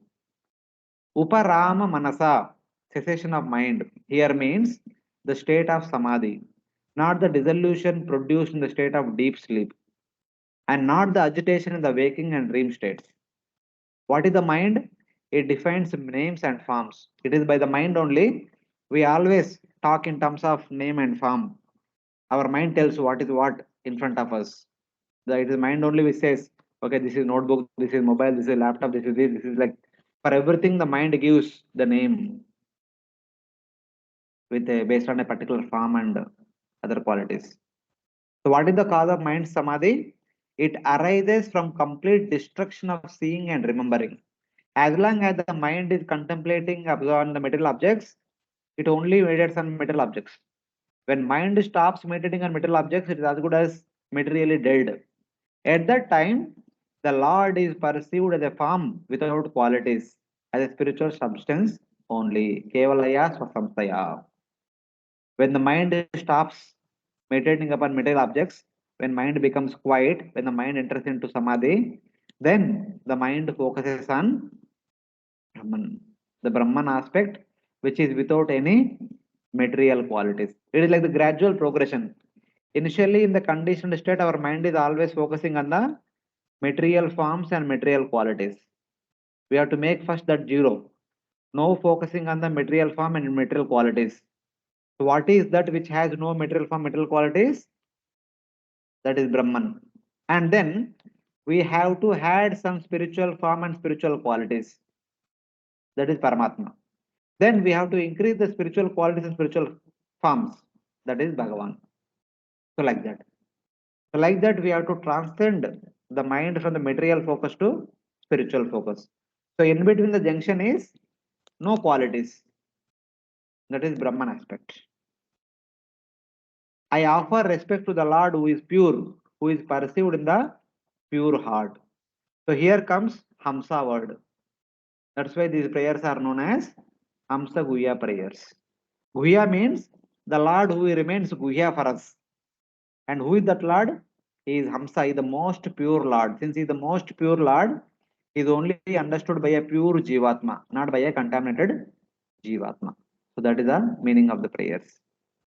So like that. Hare Krishna, Prabhuji. Ah. Uh, Prabhuji, the previous, this 26th verse which we just studied, like this talks about the Brahmabhuta stage in which a person Yes, can. yes. Brahmabhuta state. Perfect. Okay, and then this will refer only to the yogis now, means those who dhyana yogis or ashtanga yogis who try to meditate and try to approach the Yes, Lord. yes. They are also pure Atmas. That's why it is. It is for the impersonal understanding. Yes. Okay. Jnanis and yogis pursue Brahman. Perfect. Okay. So Dhyani and yogis, because they only aspire for that Brahman form Hmm. only. That is why they enter into such samadhi state and things like that, right? Yes, yes, yes. Yeah. Okay. And Prabhuji, this Hamsaya means it doesn't have anything to do with the Hamsa avatar of the Lord, because the Lord is very pure. He is called as Hamsa, like that. Yes, yes. Perfect. Okay. Okay. It Thank is you. prayers to the Lord in general who is very pure. Like that. Okay. Thank Other you. devotees, any questions? No, Prabhuji. Okay. So if no one has any questions, we'll take a small break, then we'll continue after a few minutes.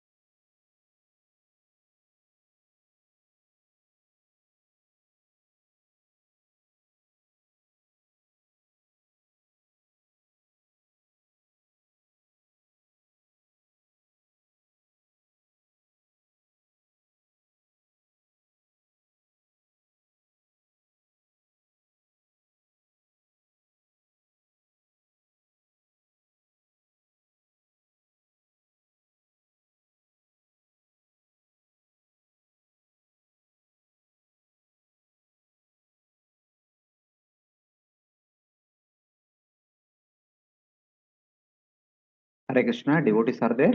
We'll continue. Yes, Praju. Okay, thank you. Now the form with qualities difficult to understand is described. Okay, the previous one verse talked about form without qualities, which is easy to understand. That has been said. Now in this verse, these two verses talks about the form with qualities, but which is difficult to understand. That is being described. मनीषिणोऽन्तर्हृदिसन्निवेष्टितम् मनीषिणोऽन्तर्हृदि सन्निवेष्टितम् स्वशक्तिभिर्नवभिश्च त्रिवृत्तिभिः स्वशक्तिभिर्नवभिश्च त्रिवृद्धिभिः वह्निं यथा दारुणि पञ्चदश्यम् वह्निं यथा दारुणि दश्यम् money मनीषिया निष्कर्ष मनीषया निष्कर्षन्ति गूढम् मनीषया निष्कर्षन्ति गूढम् स वै ममाशेषविशेषमाया स वै ममाशेषविशेषमाया निषेधनिर्वाणसुखानुभूतिः निषेधनिर्वाणसुखानुभूतिः भूतिः स सर्वनामा स च विश्वरूपा स सर्वनामा स च विश्वरूपः प्रसीदताम् अनिरुक्तात्मशक्तिः प्रसीदताम् अनिरुक्तात्मशक्तिः. Just as great learned Brahmanas, who are expert in performing ritualistic ceremonies and sacrifices, can extract the fire dormant within wooden fuel by chanting the 15th Samidheni mantras, thus proving the efficacy of the Vedic mantras. So, those who are actually advanced in consciousness, in other words, those who are Krishna conscious, can find the super soul who, by his own spiritual potency, is situated within the heart. The heart is covered by the three modes of material nature and the nine material elements: material nature, the total material energy, the ego, the mind, and the five objects of sense gratification, and also by the five material elements and the 10 senses. These 27 elements constitute the external energy of the Lord. Great yogis meditate upon the Lord, who is situated as the super soul, Paramatma, within the core of the heart. May that super soul be pleased with me. The super soul is realized when one is eager for liberation from the unlimited varieties of material life. One actually attains such liberation when he engages in the transcendental loving service of the Lord and realizes the Lord because of his attitude of service. The Lord may be addressed by various spiritual names which are inconceivable to the material senses. When will that Supreme Personality of Godhead be pleased with me? So like that. Just like in this material world, so many experts can do so many amazing things because of their special abilities. Some examples are quoted. Similarly, a pure devotee can attain the realization of the personality of Godhead from Paramatma. Paramatma is there in the heart of everyone. Some can't even understand, some can understand, but some experts can realize Bhagavan from Paramatma. So that is being indicated here in this verse. Just as persons manifest fire from wood through mantras, some brahmanas who are expert in chanting some mantras, they chant some mantra and rub two aranya woods, and fire is produced from them directly.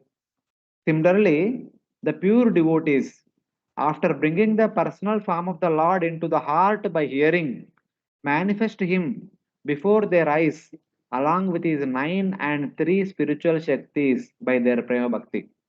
A Prema Bhakta, by their intense Bhakti, about whom they continuously hear, about whom they continuously describe and meditate upon and worship, the same Lord can come in front of their eyes. Like the Supreme Lord appeared in front of Dhruva Maharaj after his tapasya for 6 months. May that Lord, who is realized as bliss without material suffering, divide of the unlimited varieties of Maya, who is all names and all forms in the universe by his external energy, and who has his spiritual energy beyond mind and words, be pleased with me. Let that Lord be pleased with me, like that. This prayer is being offered. The pure devotees, by the process of Prema Bhakti, extract the Lord who has entered the heart by the process of hearing and is hidden there. So when we hear about the Lord again and again, again and again, through the medium of hearing, the Lord enters into our heart. Then a pure devotee recognizes that Lord is there in the heart of that hearer. Pravishta Karnarandrena Swanam Bhava Saroruham Dunoti Samalam Krishna Salalasya Yatasharat. This was a verse from second canto. Krishna entering the lotus heart through the ears of the devotees washes away all contamination until it is completely pure, like the pools of water in the autumn seasons. Pulling the Lord from the heart, the devotee tastes his sweetness and his beauty by the eye and other senses. They pull the Lord out along with his Chit Shakti, Swa Shakti Vihi. There are 9 Shaktis starting with Vimala. There are also 3 Shaktis, Ladini, Sandini, and Samvi Shakti. The Supreme Lord had 3 Shaktis, Ladini, Samvit, and Sandini. And also, he has within Hladini category, there are 9 Shaktis, Vimala, Utkarshni, etc. So, along with all the Shaktis, the Lord is experienced. So, Vishnu Purana says, Ladini, Sandini, Samvit, Tvayi Eka Sarva Samdara Samstraye, Lada Tapakari Mishra, Tvayi no Guna Varjite. If in you, O Lord, in you, who are the shelter of all spiritual qualities, exist the energies of Ladini, Sandini, and Samvit. Sandini Shakti, Samvit Shakti, and Ladini Shakti. If you, it is actually Sandini means Sambandha, and Samvit means Abhideya, Ladini means Prayojana. So, in that way. In you, who are devoid of material qualities, the mixture of happiness and distress found in the material world does not exist. Basically, my dear Lord, you are filled with all spiritual qualities only. In you, there is no existence of material qualities. So, what kind of spiritual qualities Lord has? Ladini Shakti, Sandhani Shakti, and Sammi Shakti. So, like that. And Lord also has 9 Shaktis, which are mentioned in Haribhakti Vilasa in relation to Pita Puja. What are the 9 Shaktis? Vimala, Utkarshini, Jnana, Kriya, Yoga, Prahuvi, Satya, Ishana, and Anugraha. So another name of Anugraha Shakti is Krupa Shakti. 1, 2, 3, 4, 5, 6, 7, 8, 9. So there is Kriya Shakti, there is Jnana Shakti. Yoga means Yoga Maya. Prahavi, Satya means Satya Sankalpa Shakti. Ishana means controlling Shakti. Anugraha means Krupa Shakti. It's like that. All these different energies are there at the disposal of the Lord. They actually perform all the pastime that what Lord wants to do. The Shaktis only do all the activities of Supreme Lord. Just as priests draw out extraordinary fire through 15 Samideni mantras from wood, devotees draw the Lord out of the heart. May that Lord be pleased with us. Because there are some Brahmanas who just by chanting mantras they can bring out the fire from wood. Similarly, there are some devotees who by their pure bhakti they can bring out the Lord from the core of their hearts. Like that. So this is how it is indicated that so pure devotion can bring the Lord out of their respective heart. This form with unlimited spiritual qualities is difficult to understand because it can only be realized by pure bhakti. And because even though realized by bhakti, one cannot know the extent of the Lord's sweetness and power. Even though a pure bhakta may realize the Lord, but that may not be complete realization of the Supreme Lord because Lord is unlimited. Who will understand? That form with qualities is without material qualities. Nirvana Sukha means happiness without arrows. Vana, one meaning of Vana is arrows. So Nirvana means without arrows. Sukha means happiness. Happiness without the arrows of the bodily and mental sufferings which pierces the heart. So Nirvana Sukha, we may say that impersonal happiness. But here the another meaning is happiness without the physical and mental pains. In that way. That is called Nirvana Sukha. The Lord is realized with happiness devoid of suffering and without unlimited varieties of Maya. The Vishnu Purana has said, Lada tapakare mishra tvayino guna virjati. In you, who are devoid of material quality, the mixture of happiness and distress found in the material world do not exist. Basically, the material dualities does not exist in the Supreme Lord. So from our understanding, we only know about the material dualities. But the Lord is the person who is without any material dualities. So in that way. The Lord is all names and the form of the universe from Brahma to blade of grass. It is the Lord or Lord energies only manifest in the form of all the personalities with all different names. This means that whatever names and forms exist, they belong to Supreme Lord. Everything is in a way directly or indirectly belongs to Supreme Lord only. Though the universe is formed, since Maya is the Lord Shakti and thus non-different from him. His Swarupa Shakti is completely different from the material universes made by the Maya Shakti. Though the universe, we may say, it is belongs to Lord, it is Lord only, but it is not Lord Swarupa Shakti, it is Lord's Maya Shakti only. The Lord Swarupa Shakti is his spiritual form, that is entirely different from his material form, which is existing in the form of the universe. It means he has his own Atma Shakti, which are not subject of material worlds and mind. They are beyond our material ability to understand. The Lord only can be realized by uh, pure bhakti. By Lord's mercy, his realization will be given to us. So like that, some of the important attributes of the Supreme Lord, the personality of Godhead, in comparison to the impersonal absolute truth, have been stated in these 2, 3 verses. So like that.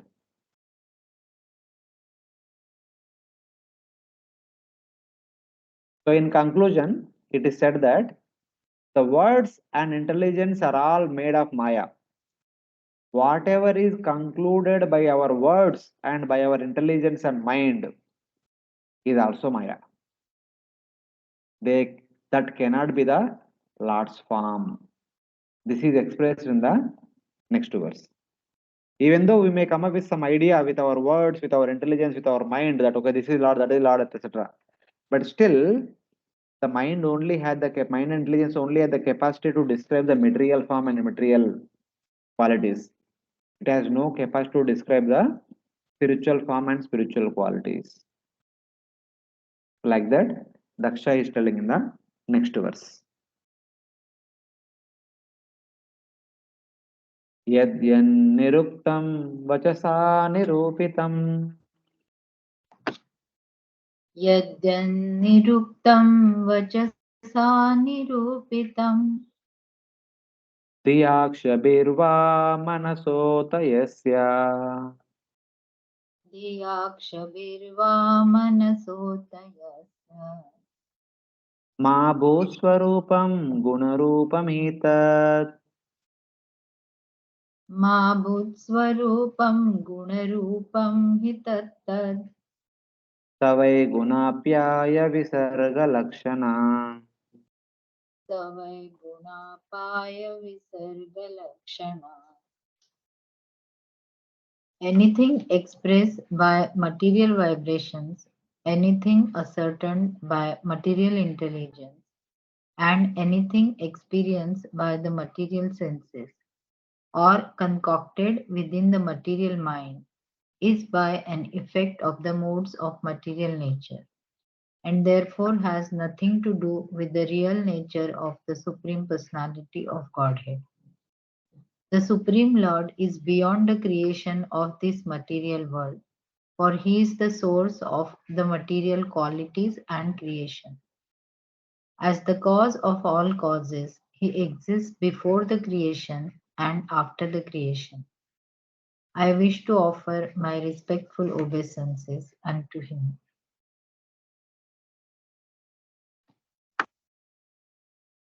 I offer respect to the Lord, whose form cannot be defined by words, intelligence, senses, or mind, since their products are material, and who is the cause of creation and destruction of all matter. What is indicated by our words, what is distinguished by our intelligence, what is perceived by our senses, and even what is imagined by our mind is not the form of the Lord, because our intelligence, words, and senses and mind have only capacity to deal with the matter. They don't have the capacity to deal with the spirit. This verse is connected with verse 31, wherein Daksha will say that I offer respect to the Lord, whose form is not what is indicated by the words. This is because all these forms are made up of the gunas. All material forms are made up of the gunas, whereas the Lord's form is beyond the gunas. He creates and destroys the gunas. He, the source of the gunas, is not subjected to the gunas. So, like that, that the mind, intelligence, senses, everything that is within our body, they're all made up of gunas. So how can they talk about the source of the gunas? It is very difficult. He who creates and destroys the Lord, he who creates and destroys all these mind, intelligence, words is the Supreme Lord. He exists before and after the creation and after the destruction also. However, there are many contrary statements in the Shruti and Smriti. The Shruti and Smriti says that the Lord is seen by the concentrated intelligence. Atra drishyate tu agriyaya buddhya. Manasa evanu drishyaya. The Lord is seen by the mind. Knowing the Lord one surpasses death. The Lord should be contemplated. But Shastra says that we should see the Lord, mind sees, our mind should meditate upon the Lord, all these things are there. Tasma sarvatma narajan hari sarvatra sarvata chotavya keditavya smartavyo bhagavan ranam. Sukadeva Goswami himself is saying that he please hear about the Lord, speak about the Lord, and meditate upon the Lord. How? Whatever has been said in this prayer is against to all these Shastric conclusions. Then how to understand? If words cannot describe, mind cannot contemplate, intelligence cannot distinguish, and senses cannot perceive, but how come Shastra says that do Shravanam, Kirtanam, Smaranam of the Lord? How can we do that if they cannot do anything? Thus, when it says that Lord cannot be explained by words, it means by words which are not favored by the Lord cannot be explained. Only by the words which are favored by the Lord can be explained. The Shruti says that the Lord is realized by concentrated intelligence, not by mere basic intelligence. Concentrated means that intelligence that is dedicated to Supreme Lord can understand the Supreme Lord. So that is mentioned in the Nectar of Devotion. Atha Sri Krishna Namadi Nabavet Grahya Mindriyai. Normally the senses cannot perceive the Supreme Lord, but Sevo Mukhe Jivadav. But when the senses are engaged in Supreme Lord, then the senses can experience the Supreme Lord. So like that. The Lord's name and form are not revealed by the material senses, but appear spontaneously on the tongue and in other senses when one has complete faith in the Supreme Lord. Some persons, however, say that the Lord cannot really be defined since he cannot be completely defined. That means, at least according to Shastra, when our senses are engaged in Supreme Lord, when they are purified, when Lord shows special mercy, they can actually express the glories of the Lord. They can think about the glories of the Lord. They can explain the glories of the Lord to some extent, if not fully, to some extent. That's why, because we are not able to do fully, we cannot know the Lord completely. So in that way also, that statement is correct. So like that, so how and when we can understand the Lord? and who cannot understand the Lord. So that kind of distinctive understanding has been clearly given in this verse. Here is another example. Words along with the mind written without attaining the Lord. Yataha, yato vacho nivartante. That means yataha means words and mind cannot understand the Lord. This is because of the internal greed in the words and mind. So basically, our mind and words cannot understand the Lord completely. Maybe to some extent, it's not complete understanding. If you say that the material forms are not the Swarupa of the Lord, then the Lord is incomplete. Om Purnavada Purnamidam. So the mind and words are dealing with the matter, and matter is not the Lord. If you say, then Lord is incomplete. If matter is not Lord, so matter is not something. When you say Lord is everything, Lord should be everything, Lord should be even matter also. So that question will come. So now that question will be answered in the next verse. Hare Krishna, all of you are able to follow? Little technical. Yes, Prabhuji. Trying Yes, to Prabhu, trying to. Yes, Maybe mean yes. we read the purports and everything, it will become more clear. Yes, yes. See, basically, by jnana and yoga, one can pursue Brahman and Paramatma to some extent.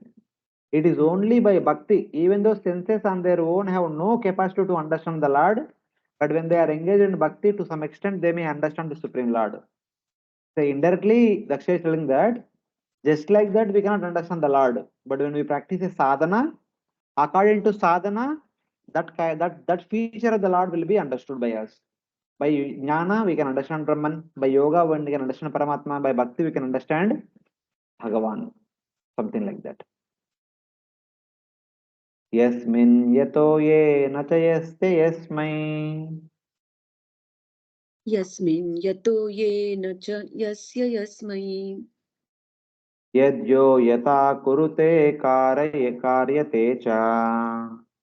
yadyo yatha kurute karyate cha Paravaresham paramam prak prasiddham. paravaresham paramam prak prasiddham Tad brahma taddetur ananyadekam.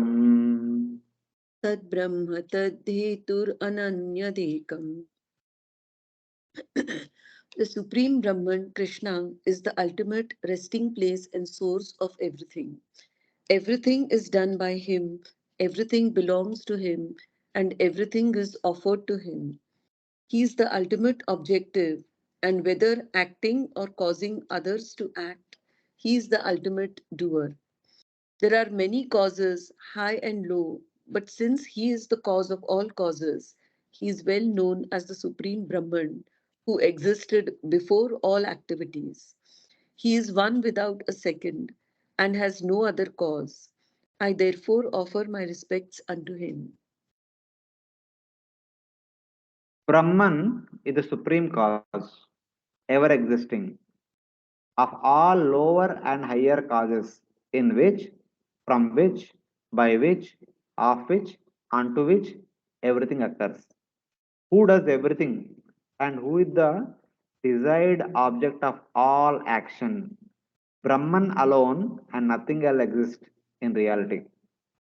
So previously, when it is said that the Supreme Lord is nothing to do with the material qualities, is always beyond material qualities.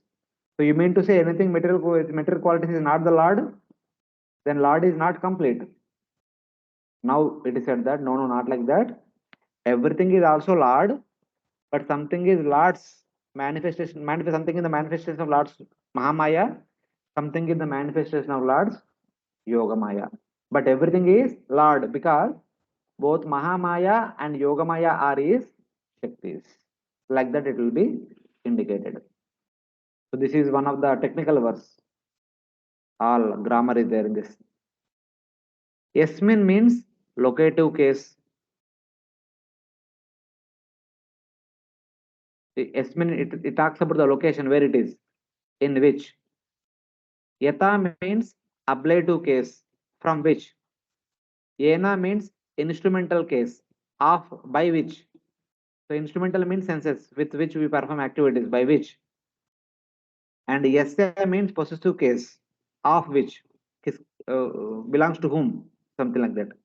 Yasmai means dative case, when, unto which. And yet means accusative case, accusative case.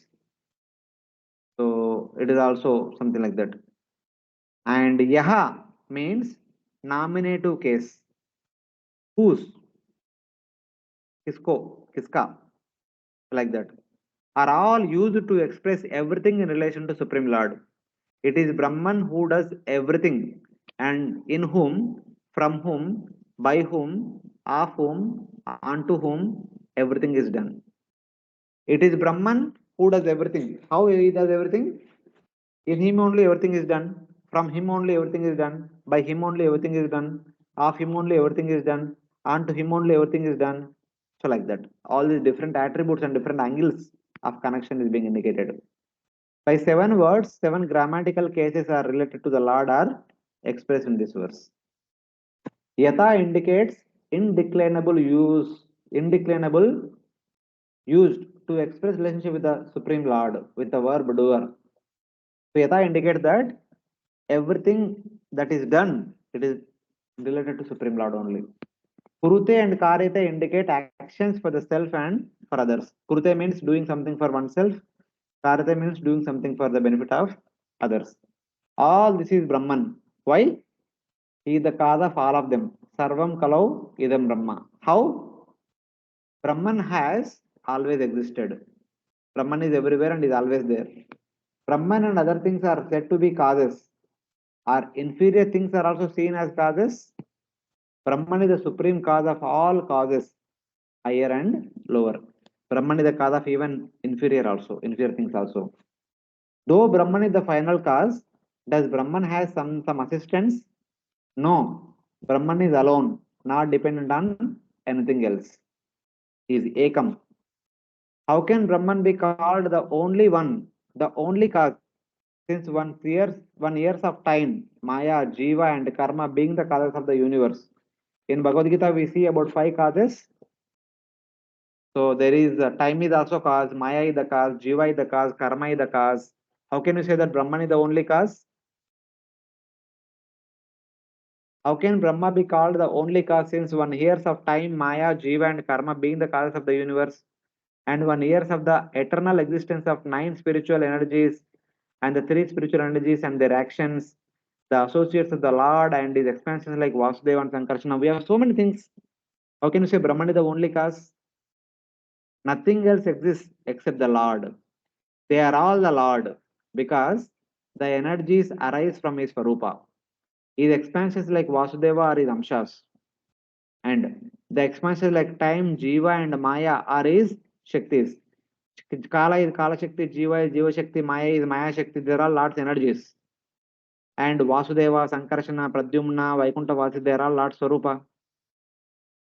But these Shaktis do not arise from Lord Swarupa. The Jiva, the conditioned Jiva, Maya, and these are all Shaktis, but they are not his Swarupa Shakti. They are external Shakti, like that indicated. So basically, these 4 factors, though we may say that these are all there, but they are not. Why they are not cause? Time, Maya, Jiva, and Karma. Why they are not the real causes? Though they are also causes, they are also belonging to the Lord, but they do not belong to Lord's Swarupa Shakti. They belong to Lord's Maya Shakti. So in that way, they are separate from the Supreme Lord. They are only perceived in the material world. The time, Maya, and conditioned Jiva and Karma, these are only perceived in the material world. They don't have any existence in the spiritual world. It's like that. Though they are Right. Lord's energies, but they cannot be considered as Lord's Swarupa Shakti. Like that. It is seen. Yes, Matu. Prabhuji, here it is written now that upper fourth, fifth line that Brahman is the supreme cause of all causes, higher and lower. So, Hmm. can you please explain, like, means what exactly it means? It is the cause of higher See, and higher lower. and lower means it is the Brahman which is the cause of Sankarshana, Pradyumna, Vasudeva, and Brahman is the cause of the spiritual universe. Brahman is the cause of the Vaikuntha Vasis. That is higher. And lower means Brahman is the cause of conditioned souls. Brahman is the cause of material world. Brahman is the cause of time, and Brahman is the cause of karma. Anything in the spiritual world is higher. Anything in the material world is lower. But like Prabhuji, like uh, because the Bhagwan feature of the Lord is the See, supreme, see, like wait, wait, cause. wait, wait, wait. Don't see them separately. It is the same person only. Same person we are calling as Brahman. Okay. Brahman, Paramatma, Bhagavan, both are three are same only. It is one person only. We are seeing them as different. None of the Vaikuntha Yeah. Vasis see them differently. Only the conditioned soul in the material world see them differently while they are practicing sadhana.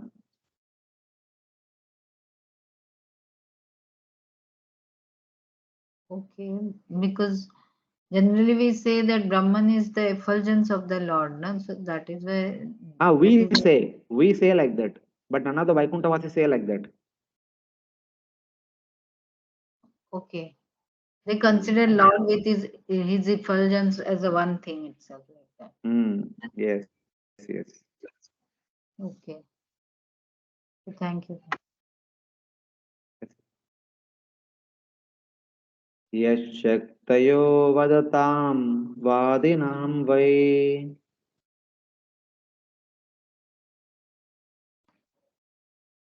यच्छक्तयो वदतां वादिनां why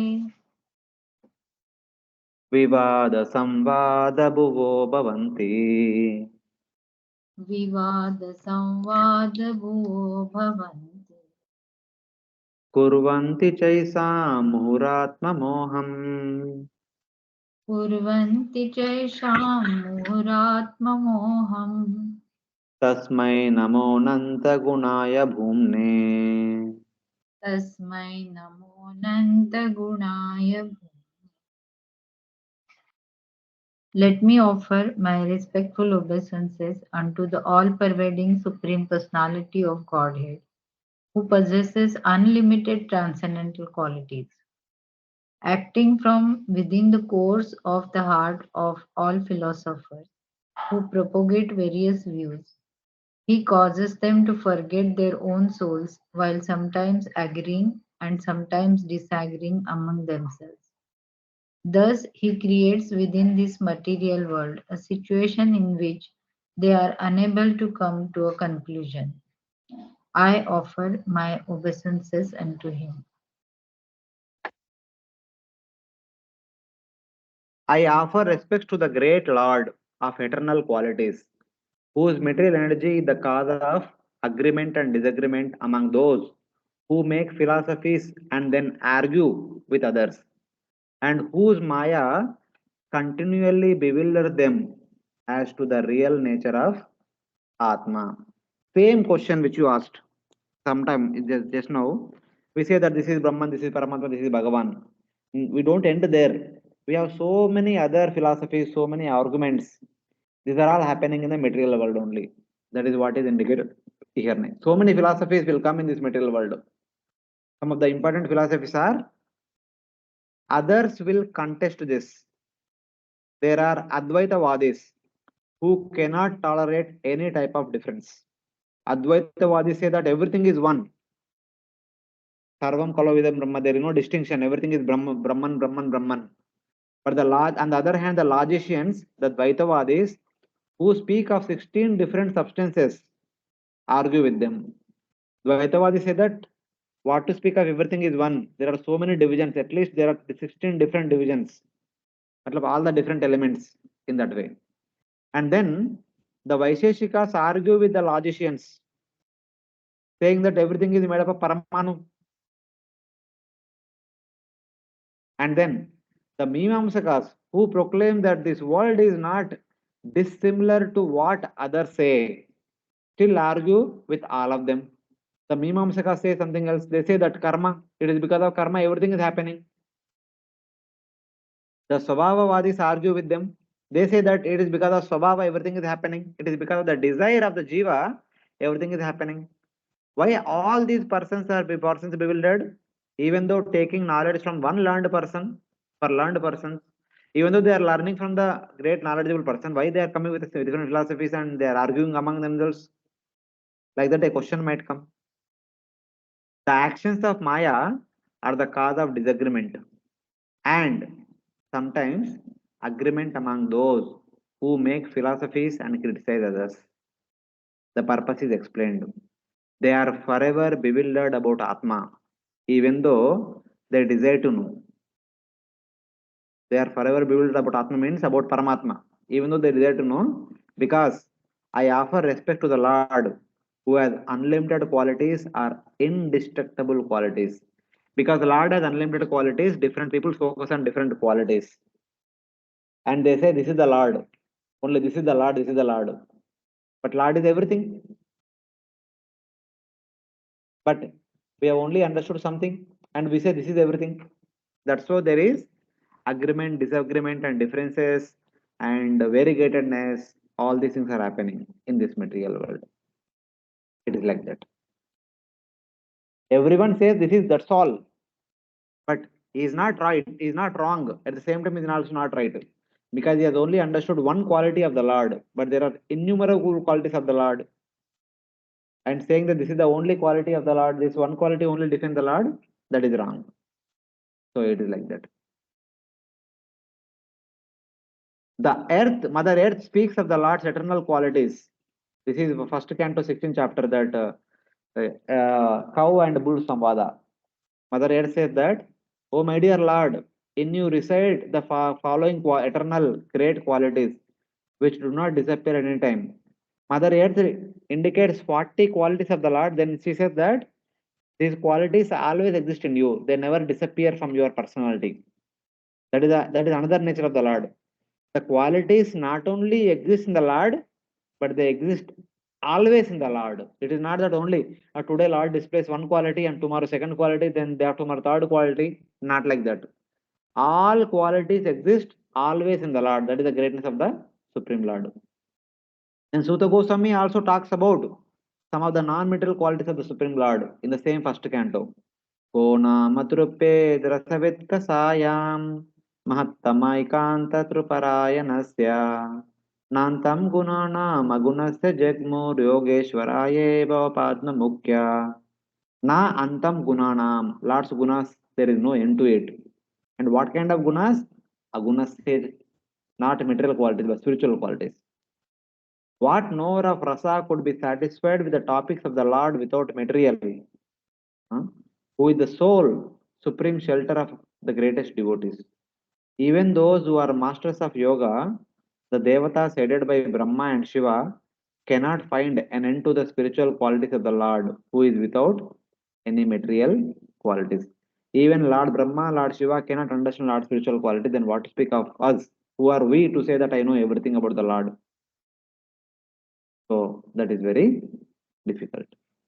Even Parashara talks about the wonderful qualities of the Supreme Lord, by which he is called as Bhagavan. Jnana Shakti Balashwarya Veera Tejamsha Sheshata Bhagavad Shabda Vachyani Vina Heir Gunadivihi. The word Bhagavan means that he is filled with knowledge, jnana, and different variety of energies, strength, powers, potency, and glory, and is devoid of all inferior qualities. Vina Hehair Gunadavi is freed from all lower qualities. He is only endowed with all the spiritual qualities, but in completeness. It's like that. So this is how it is indicated. He has mentioned that the Lord's qualities are devoid of inferior qualities. From these statements, it is understood that the Lord has many spiritual qualities. Those who claim that these qualities are unreal are offenders. How can they not be bewildered by Maya? Lord is endowed with spiritual qualities, but he is free from the inferior qualities such as mode of goodness, mode of passion, and mode of ignorance. And if somebody says that Lord does not have any spiritual qualities and material qualities, that means they are already bewildered by Lord's Maya. So like that.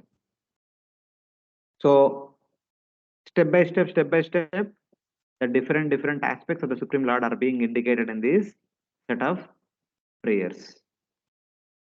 Hare Krishna Prabhuji. Yes, Mataji. Prabhuji, when these Mayavadis say that the Lord is Nirgun, Ah, Nirgun means with we see it as above the modes of material nature. hmm, He's not touched by he's beyond the modes. But does that, hmm. does their interpretation mean that Nirgun means he has no qualities, spiritual or material? Is that what they mean? Ah. For Mayavadis, when they say Nirguna means the Brahman has no material qualities and Brahman has no spiritual qualities. That is according to their understanding of Nirguna. Okay, even spiritual qualities are not there. Ah. Okay, That thank is you. why they say na Nirvikara, Nirvishesha. Nirvikara means there is no form, there is no akara. Hmm. Nirvishesha means there is no guna, there is no quality, no vishesha. Okay. No vishesha, no akara. That's No what their form and no understanding of Brahman. qualities. Okay, Ah. thank you.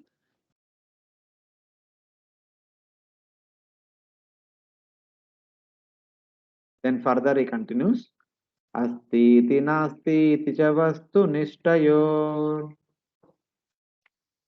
अस्तीति नास्तीति च वस्तुनिष्ठयोर् एकस्तयोर्भिन्न विरुद्ध धर्मणो एकस्थयोर्भिन्नविरुद्धधर्मणो अवेक्षितं किञ्चन योगसाङ्ख्ययो अवेक्षितं किञ्चन योगसाङ्ख्ययो समं परं हि अनुकूलं बृहत्तत् समं परं हि अनुकूलं बृहत्तत्. There are two parties, namely the theists and the atheists.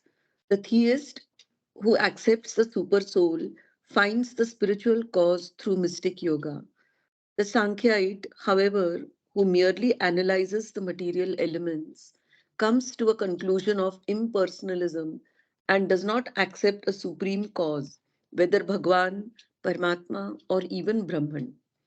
Instead, he is preoccupied with the superfluous external activities of material nature. Ultimately, however, both parties demonstrate the absolute truth because although they offer opposing statements, their object is the same ultimate cause. They are both approaching the same Supreme Brahman to whom I offer my respectful obeisances. Hmm. The same Supreme Brahman, without contradiction, is perceived by bhakti and jnana, without with contrary qualities, because the followers are fixed in a particular faith directed to the same object. Then there could be a question: why do you criticize the Norse of scriptures? They argue because there are different opinions stated in the different scriptures. The answer is that is not so. Both bhakti and jnana practitioners perceive the same Brahman without disagreement. In studying these two different scriptures, there is no disagreement. They seem to have contrary ideas concerning what exists and what does not exist. In the Bhakti scriptures, the object of worship is described as a person with dark complexion, with yellow cloth, lotus eyes, four arms, holding a bow, club, and other weapons, Shankha, Chakra, Gada, Padma, etc. He has forms, he has qualities, he has bodily limbs, he has associates, and he has abodes, Vaikuntha abodes. But in the Jnana scriptures, the object of attainment has no name and no form, no qualities, no hands, no feet, no eyes, no ears. It alone exists. But there is no contradiction in these two different objects with different qualities. How there is no contradiction? They both exist within one Brahman. Both processes have Brahman as their object of perception.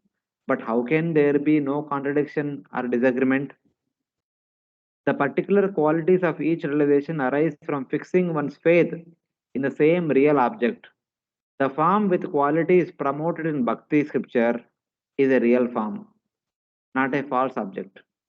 The form without qualities promoted in Jnana scriptures is also a real form. It is not an imaginary form. The names and forms of the Lord, such as Krishna and Rama, described in the Bhakti scriptures, are not forbidden in Jnana scriptures, even though a person may be fixed in that particular realization of Brahman. Only the material forms are rejected. Actually, the true Jnanis will never reject the name and form of the Supreme Lord. Instead, somehow or other, they developed affinity toward the Brahman aspect of the Absolute Truth. That's all. That is the true Jnana understanding. Only the pseudo Jnanis, they say that Lord Swami is illusory, Lord Swami is Mithya, not the true Jnanis. Like that. The Bhakti scriptures also do not worship the universal form, which is also forbidden in the Jnana scriptures. Both devotees and Jnanis does not worship the material forms, even all the way up to universal form. This is a verse from the second canto, 10th chapter. After describing the subtle universal form and gross universal form, Sukadeva Goswami says that the wise people do not accept gross universal form, subtle universal form of the Lord described by me, since they are composed of matter. Meditation on this form is recommended. Meditation on universal form is only recommended for the yogis in the initial state for the purification of their heart and not for all types of worship. The universal form meditation is only recommended for some yogis who have still material attachment for the purification of the heart, but that is not like a ultimate reality. Thus, the bhakti and jnana scriptures are not contradictory. Those who argue over differences in scriptures are not knowing the real conclusions are actually condemned. So it is like that. Both jnanis and bhaktas accept the three features of absolute truth, Brahman, Paramatma, and Bhagavan. But somehow or other, the devotees have developed favoritism towards Bhagavan feature, the jnanis and yogis have developed favoritism towards Brahman feature, while respecting the other features. That is the real understanding of jnana, yoga, and bhakti. Anything other than this is improper understanding. Really like that.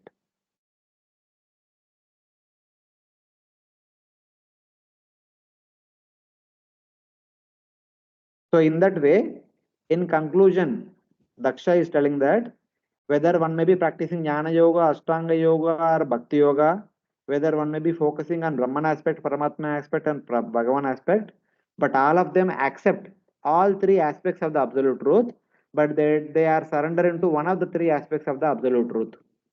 But they never disrespect other aspects. But those who disrespect other aspects are pseudo jnanis, and those who does not even think about or understand about all these things are materialistic. So like that, who are the different personalities, what kind of understanding what they have, and who is the Supreme Lord, what are the different attributes of the Supreme Lords. So like that, all such things are briefly indicated by Daksha in these prayers. So like that.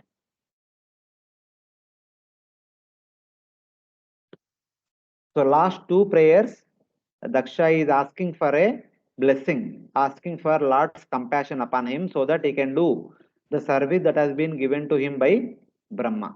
So we'll just do these two verses and we'll close the class for today so that we are done with our Hamsa Guhya prayers.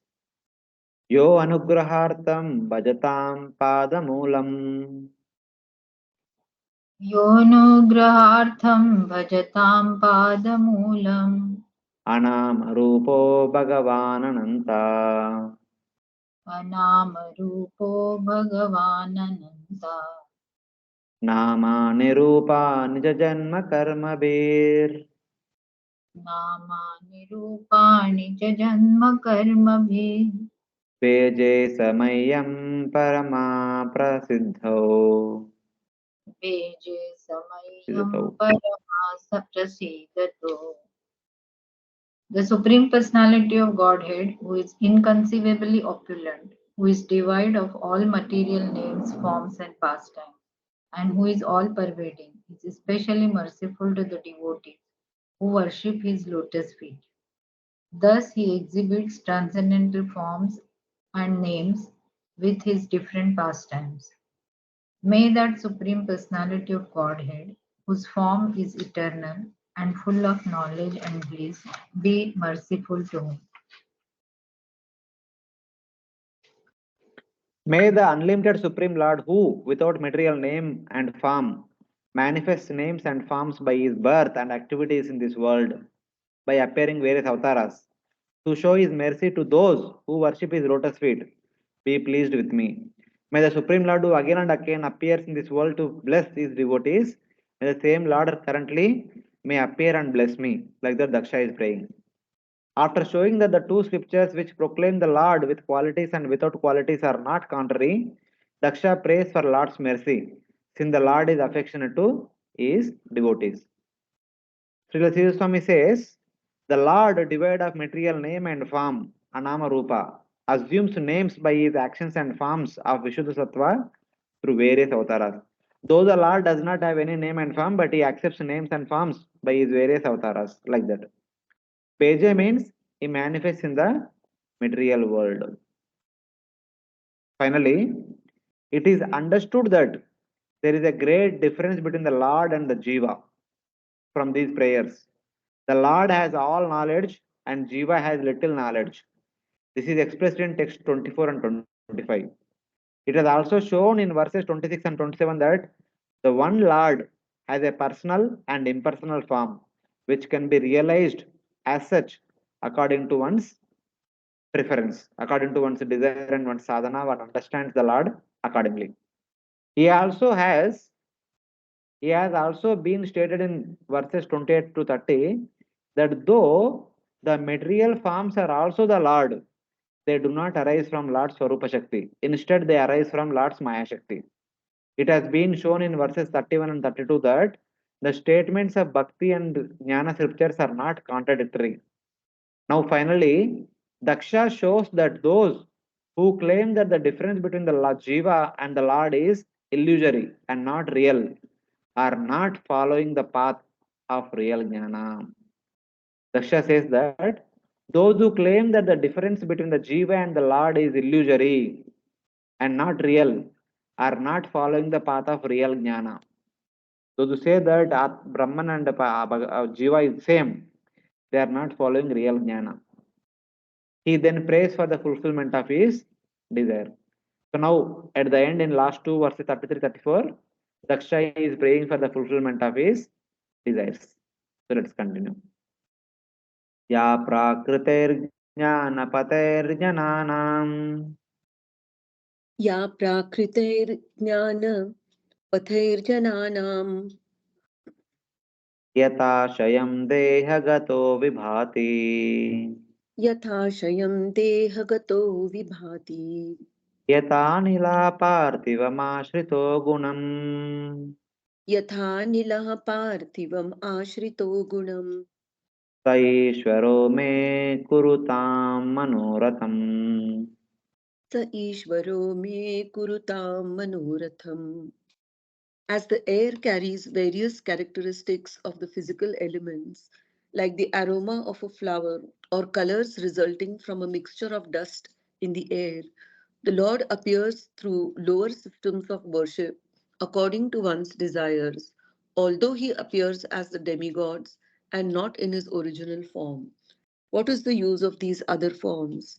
May the original Supreme Personality of Godhead please fulfill my desires. The Lord, that Lord, who entering the bodies of persons following an immature path of knowledge, appears to be a jiva according to the nature of their hearts, just as air appears various after taking shelter of various fragrances should fulfill my desires. Basically, it says that Paramatma is there in the heart of every living entity along with the Jivatma. Some may consider Jivatma and Paramatma to be same, but it is not same always. It is not like that. The Lord enters the body of persons through the path of immature jnana, and according to their hearts, either grass or elevated, overcoming his own nature, appears to be a jiva, just as air taking up earthly particles, either foul or fine, or taking a fragrance, appears to have various fragrances. So basically, as air is going to different places, acquire the qualities of the place. If the place is foul, the air also appears to be foul. If the place is good, the air also appears to be good. It's like that. But air is not either foul or good. Air is only appears to be assuming the foul or good qualities. Similarly, as Paramatma, who is completely pure, traveling in this material world, enters into each and every living entity's body, and apparently appears that the Paramatma has assumed the nature of the Jiva, and the Jiva is called as good Jiva, bad Jiva, middle Jiva, like that, which does not even belong to Paramatma. So it is like a concluding word saying that Paramatma has nothing to do this with all these things. But some say that Paramatma is Jivatma, Jivatma is conditioned, and these are all because of the Paramatma carries the fragrance of the Jivatma. Just like air carries the fragrance of the place. That's why it is said like that. But Lord is always pure, and the pure Lord can bestow his mercy upon anyone and everyone. So may he also bestow his mercy upon me also. Like that, Daksha is concluding his prayer. Hare Krishna. Thank you very much. So we'll stop here with this verse 34. And after this verse, in the next verse onwards, then after hearing all these prayers, after looking at the Daksha's beauty of austerities, the Supreme Lord appears. And there is a beautiful description of Lord's form. And then Supreme Lord blesses Daksha. So Lord's blessings and Lord's beauty of Lord Darshan will be described in the remaining chapter. So that we will discuss in the next week. So we'll stop here for today. Thank you very much. Grantara Srimad Bhagavatam ki Jai. Srila Prabhupada ki Jai. Ananta Koti Vaishnava Bhakta ki Jai. Hare Krishna. Hare Krishna. Thank you very much, Prabhuji. Dandavad Pranam. Hare Krishna, Prabhuji. Prabhuji, you mentioned in the beginning that these are not the original prayers said by Daksha. So it is by whom originally? I don't know. It is not mentioned anywhere Okay. who compiled those prayers. If they were there, so Daksha repeated them Okay. while Thank you. executing tapasya. Hare Krishna, So, Prabhuji.